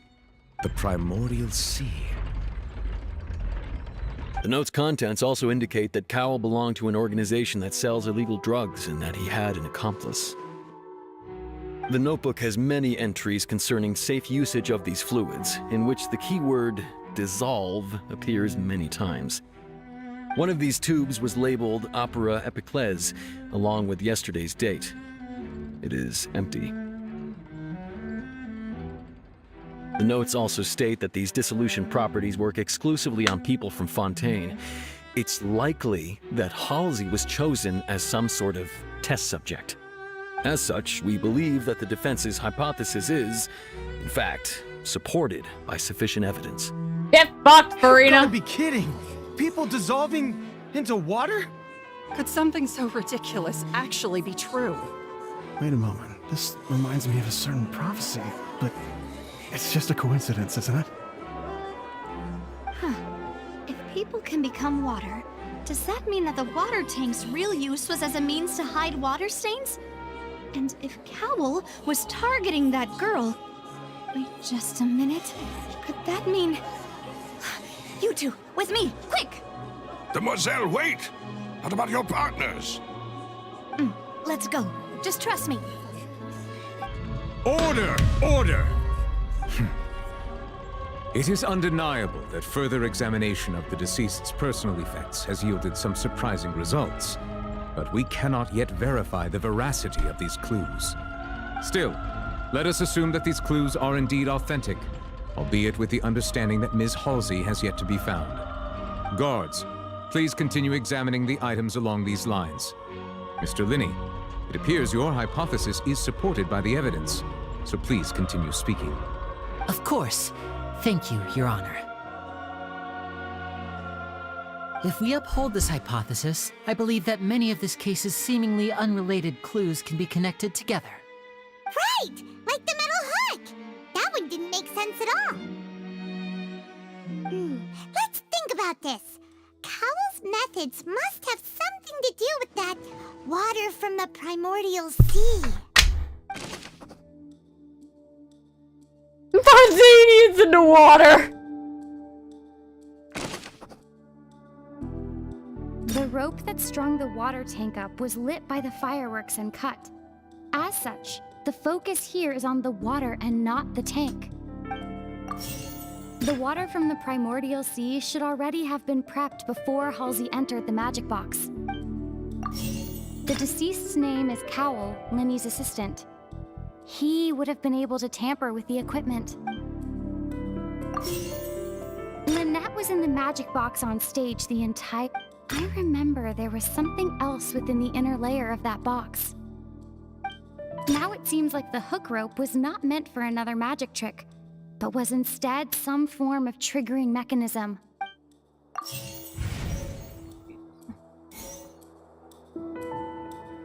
The deceased's name is Cowell. The deceased's name is Cowell. Lynette was in the magic... I remember there was something else with... Lynette was in the magic box on... The water from the primordial... Well, I know he was part of this. Now it seems like the hook rope was not... The water from the primordial sea... I remember there was something else with... Yeah. The hook could be used to pull the cart. Wait, I thought I selected all of that. I don't know, maybe I did in the wrong order. It's Ace Detective Paimon's time to shine again! Fuck. In the original plan, Cowell would tamper with the water tank rope and the number selector securing his target. When the magic box containing Halsey was lowered, the metal hook would retract gradually and pierce the balloon at the top of the box. When the balloon attached to the box popped, the water from the primordial seed inside it would pour down and dissolve Halsey. Afterward, Cowell would enter the tunnel and break the flower vase to conceal the water inside the tunnel, with the remaining evidence being covered up by the water tank on stage. But he encountered something unexpected in the tunnel, and wound up being fatally hit by the same water tank he meant to use to cover his tracks. Huh. That does make sense. That actually links together a lot of the more confusing pieces of evidence. Oh dear, what do I do? Even I think they sound convincing now. Have I falsely accused an innocent person? What a humiliation. Now, it seems like the only point of contention remaining is the exact circumstances that led to Cal's death. His notes mentioned he had an accomplice who could be related to the situation. On that note, the guards have just contacted me indicating that they uncovered new evidence. I shall now invite him on stage to share it with us. Thank you, Your Honor. We were just inspecting the luggage of the other people involved in this case. And we found an identical sample of the water from the primordial sea among Linny's personal effects. What? That can't be. Oh, I see. Well, how wonderfully comedic to have your own counterattack only to come back and wound you. Does this not clear all doubt? My dear citizens, my loyal Shut up and let me audience, fucking, I'm gonna say rail you, but present my ayo. reasoning and bring this performance to a swift close. Nah, damn it. Linny did not need to take part in the dissolution of the young woman at all. Indeed, he did leave the scene via the vent. Having made modifications to the props beforehand, his accomplice Cowell then caused Halsey to vanish using the water from the primordial sea. But upon his return, in cruel avarice, Linny desired sole credit and prepared to do away with his partner in crime. Ultimately, he knocked Cowell out, and the tool meant to cover the crime up also became a murder weapon. How the fuck would that work? That hurt. As much as I regret having come to such a viciously straightforward conclusion, it does seem that the famed Fatui is quite the cold-blooded and ruthless organization. Okay, on a completely different note, if Am I right, Mr. Linny? Shut the fuck up for a second, Farina. This would hurt to land like that so hard. That would be your thought right there. We've used up all the evidence we collected. There's no way for us to make a rebuttal here. Is this the end of the road? Oh no! Paimon can't think of anything either. It doesn't look like there's any way around this. Seems using the water as new evidence was too good a move. Why did this have to happen now? Yo, Navita, now's a great time to show the fuck up. And we have ample witnesses to my flawless reasoning. I believe this is indeed the finale. Now then, my good, noble Chief Justice, should we not, in your view, move... Excuse me, everyone, but I must interject. Miss, I must ask you not to shout and to respect the ongoing legal proceedings. Oh, come on. Don't be hasty. I have a good reason for interrupting, you know. Now, would anyone here like to take a little break from all this debate and see a little magic? I'll show you an amazing trick. One that can bring a young woman who has disappeared back in the flesh, right before your very eyes. Please, do the honors, Mr. Linny, if you would be so kind. What in the world is she saying? No offense, miss, but miracles like that are beyond my scope as a magician.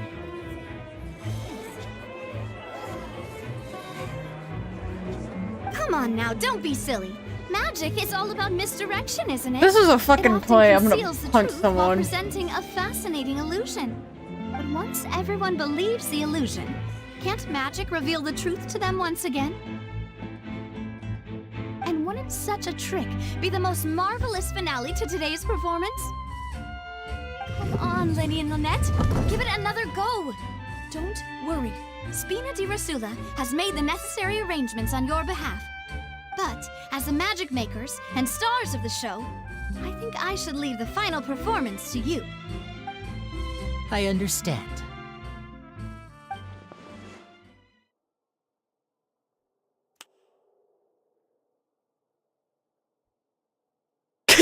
And voila!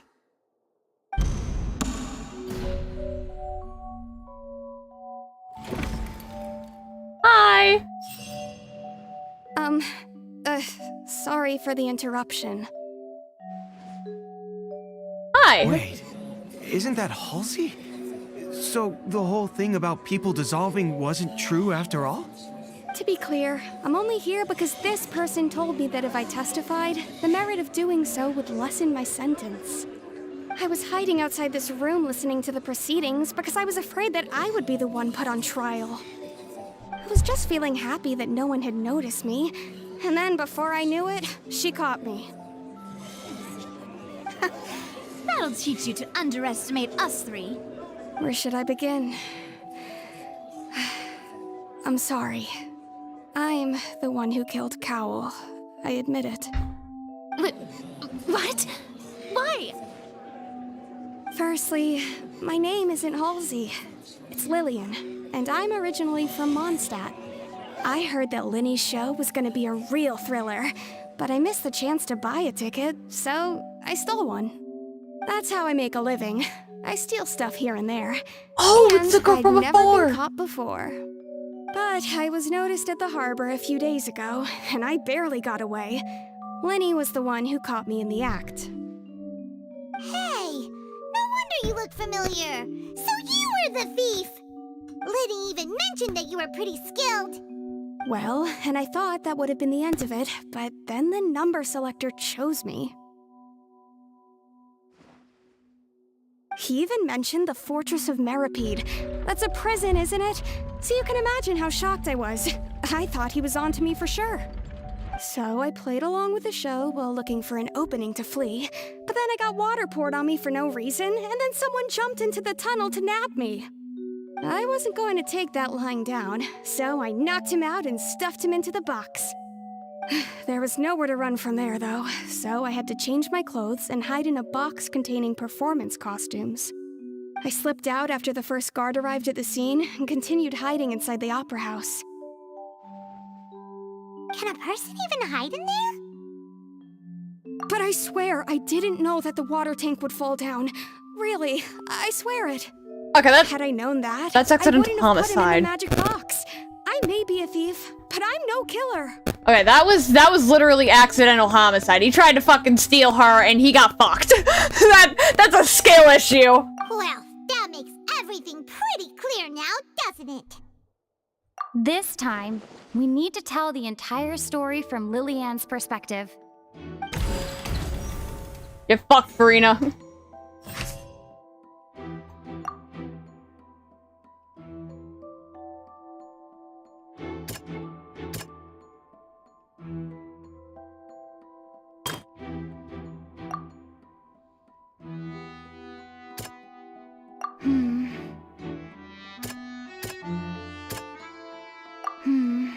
What?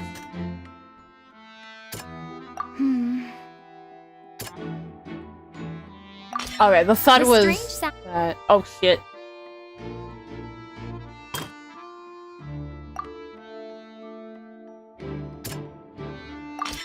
The flower flower vase was not broken to cover anything up, but was smashed during the struggle between Lillian and Cowell.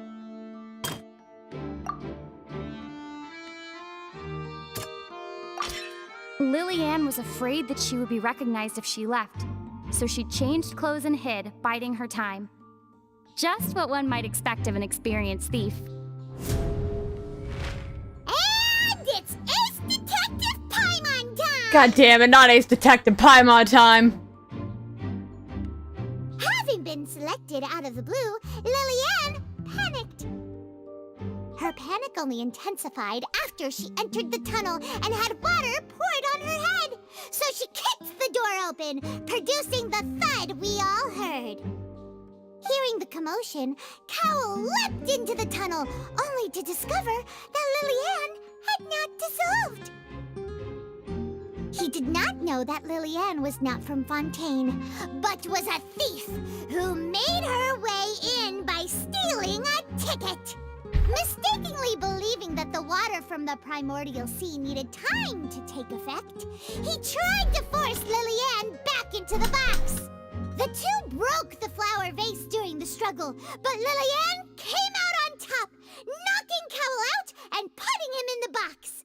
With no way of escaping, she changed her clothes and hid in the costume trunk until the performance ended.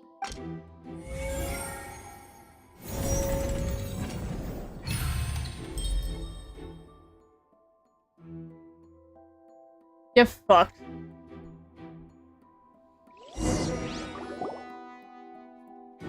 She knew that she would have to go through guard inspection if she tried to leave afterward. So, she has been trapped in the Opera House these last 2 days. She had already become desperately hungry by the time we were chatting over macarons. So, she swiped 2 of them right under our noses. Talk about a sneaky thief. At this point, all the events that happened in the tunnel have now come to light. Ah, so that's the whole story. Bravo! Bravo! Now Skill then, issue for Lady Farina. Farina, do you wish to speak against the defense's statements? Please answer the question, Lady Farina. Also, if I may add, the trial has not yet ended. As such, I request that the prosecution not leave the room before the proceedings have concluded. What, are you reading my mind now? No, I have no further arguments. I admit defeat. But really, could you at least have left me with some dignity? Wow, look at that! She's like a deflated balloon now. Aww. If there are no objections, then as the Chief Justice of Fontaine, I shall once again repeat the full sequence of events. The actual perpetrator of the serial disappearances, Cowell, selected his next victim from the audience reservation list. With some modifications to the selector, he could ensure that the pre-selected young woman would be chosen. To cover up any evidence while committing the deed, Cowell thought of allowing the water tank to fall, which would conceal the water left behind after the young woman was dissolved. He also tampered with the rope suspending the water tank, using the fireworks at the end of the performance to cause the tank to drop and hide the watermarks. He poured the water from the primordial sea into a balloon during the preparation of the magic box and stuck it to the box's lid. Finally, he passed the prepared hook on a rope through the gap in the magic box's door when bringing the young woman to said box. When the magic trick officially began, the box containing the woman was lowered into the tunnel, tightening the hook rope and bursting the balloon containing the water. If all had gone to plan, the young woman would be dissolved at this time. However, Lillian was not from Fontaine and thus fled the box with a loud noise. Realizing that there was trouble, Cowell entered the tunnel and met Lillian. Thinking that the waters had not yet taken effect, he decided to proceed. However, his opponent was more capable than he thought, and he was overcome, knocked unconscious, and placed into the magic box, and thus became his own final victim. Lillian, according to her own statements, then changed clothes and hid until the performance ended, before hiding in other parts of the opera house. As for Linny, he was in the underground structures within the Opera House, and was thus ignorant of these happenings. I don't think they're gonna let that slide! From this reconstruction of events, we can conclude that Linny, the accused, is in fact innocent. While there is much in Linny and Lillian's conduct that should still be investigated separately, this case, at least, can be handed over to the Oratrice to make the final decision.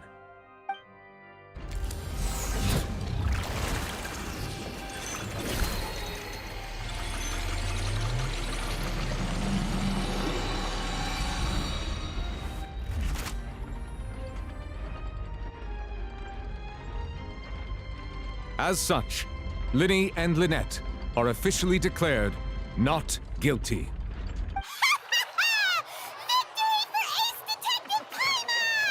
Jesus fuck. Great work, partners. Thank you all. Thank you so much.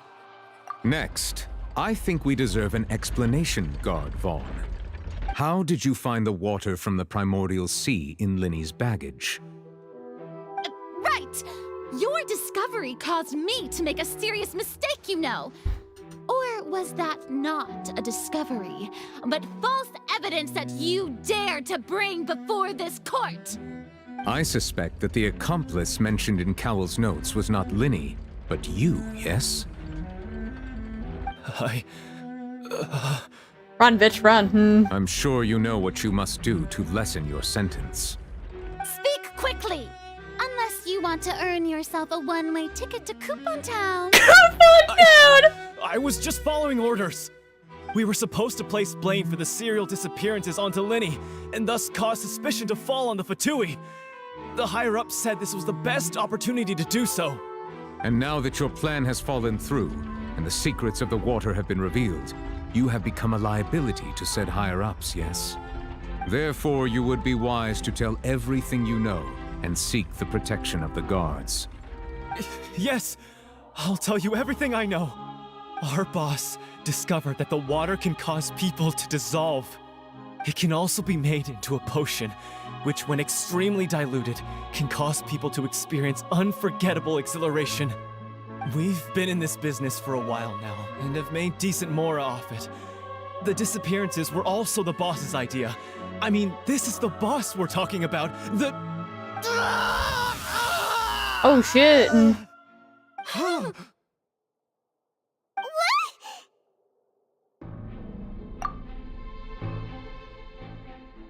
And now he can no longer talk. Such ruthlessness. I shouldn't have expected any less of them. An outrageous act. All present, please submit to inspection immediately. That fucker has blades for shoes. I don't think you wanna fuck with him.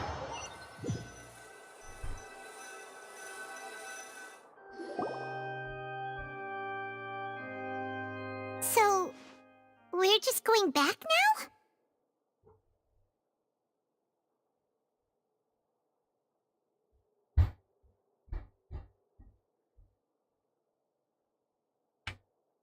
That's true, but... Traveler, Paimon, please wait. Hi. Linny... I know you may not want to speak to me right now. Maybe you don't even want to look at me. But still, let me thank you again for defending me to the end, even after you learned that I'm a member of the Fatui. I guess. But regardless, I'd like the opportunity to set things straight. I didn't approach you with any ulterior motives or ill intent. I've spoken to you as myself, just plain Linny this entire time. As for why I'm a Fatus, it's because the goals of the House of the Hearth align with those of an orphan like me. That's all. That was how Father, who you might know as the Knave, approached recruiting us back then too. The Knave? The one who controls the House of the Hearth? She's your father? That's right. And since we're here, I was wondering, would you mind hearing a story? It's about my past. Back when our parents first died, Lynette and I were left wandering the streets. To survive, I took to surreptitiously observing an older street performer who did magic. It took me several days to figure out how he pulled off his amazing tricks. I took my sister through several streets until we found a crowded corner, and we began to perform magic tricks there. To my surprise, we proved to be pretty popular, and we could at least stop worrying about where our next meal would come from for a time. But I didn't want my sister to remain a street rat together with me forever. Before long, an aristocrat came to me and claimed that he wished to take us in after watching my performances. So you went from orphans to nobility just like that? That was how we felt at first, too. As if fate was on our side and we could say goodbye to those painful days.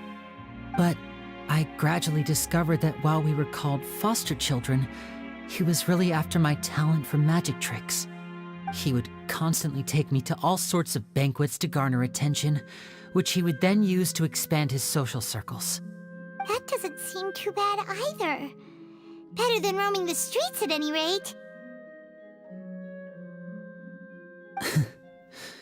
It took a while for me to realize just how dark his heart really was.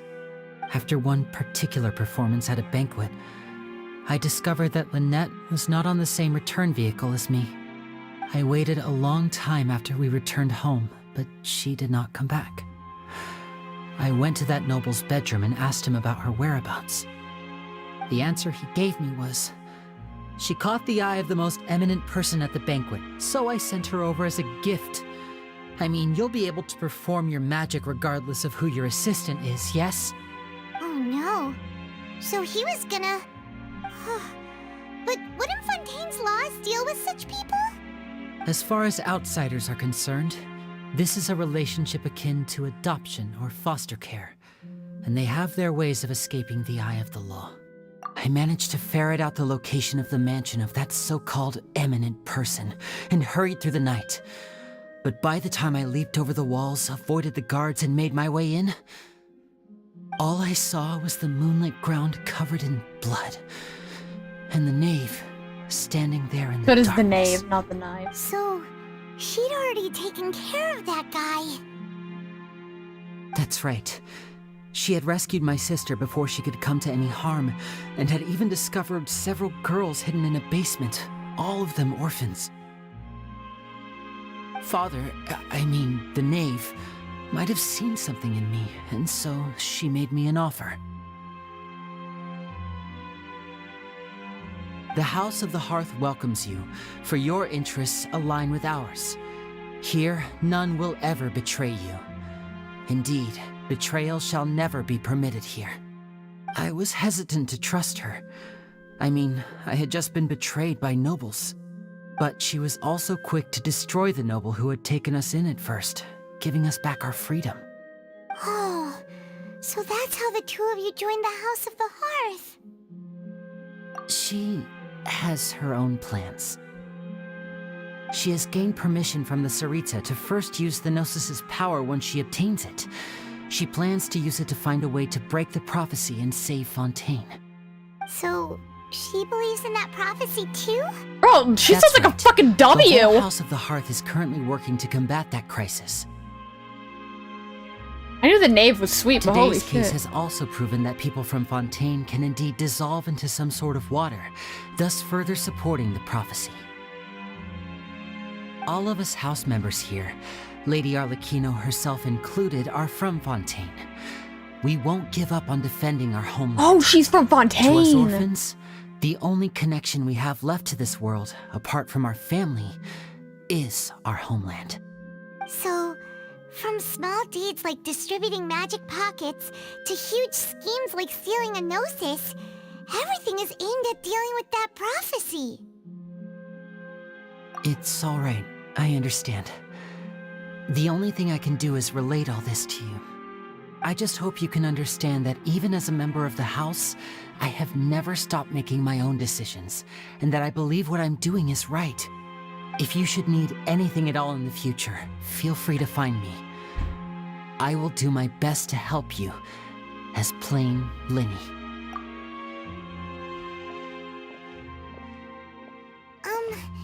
Bye, Linny. Yeah, no, our the knave is like just a straight up walking W. Now, I think we talk to her real quick, and then we finally get freedom. I get freedom. Hey there. What was with the disappearing act you pulled right as the trial ended? Were you looking for us, Navia? Well, this whole thing isn't exactly over, is it? I do feel that we're getting closer to solving the serial disappearances case, though. Don't you think so, too? Huh? What's wrong, my dear partner?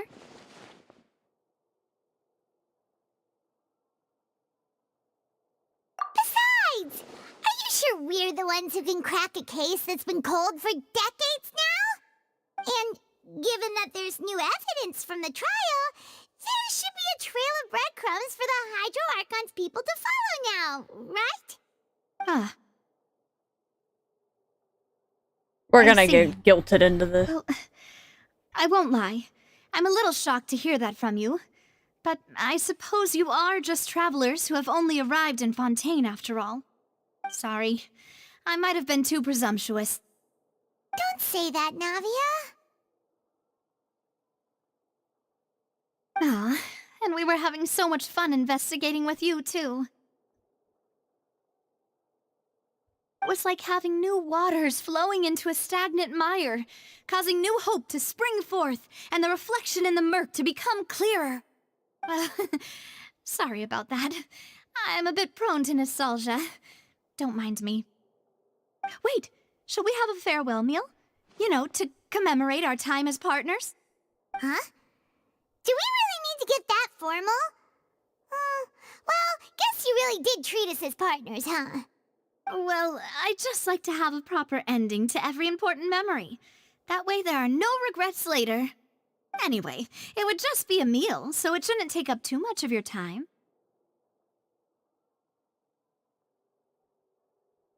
You don't have to twist Paimon's arm. If Boss Navi is treating, count Paimon in.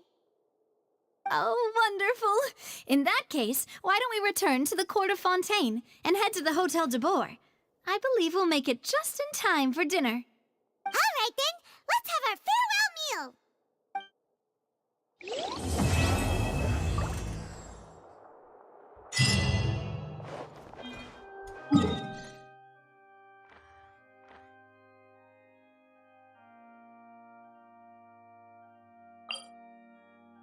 Okay. Well, I'm gonna end that here. I don't exactly know when I will be doing the next part of the Archon quest. Definitely within next week, maybe Monday or Tuesday, depending on when I have work. And, you know, stuff like that. So yeah, I'll leave that here. Bye, everyone.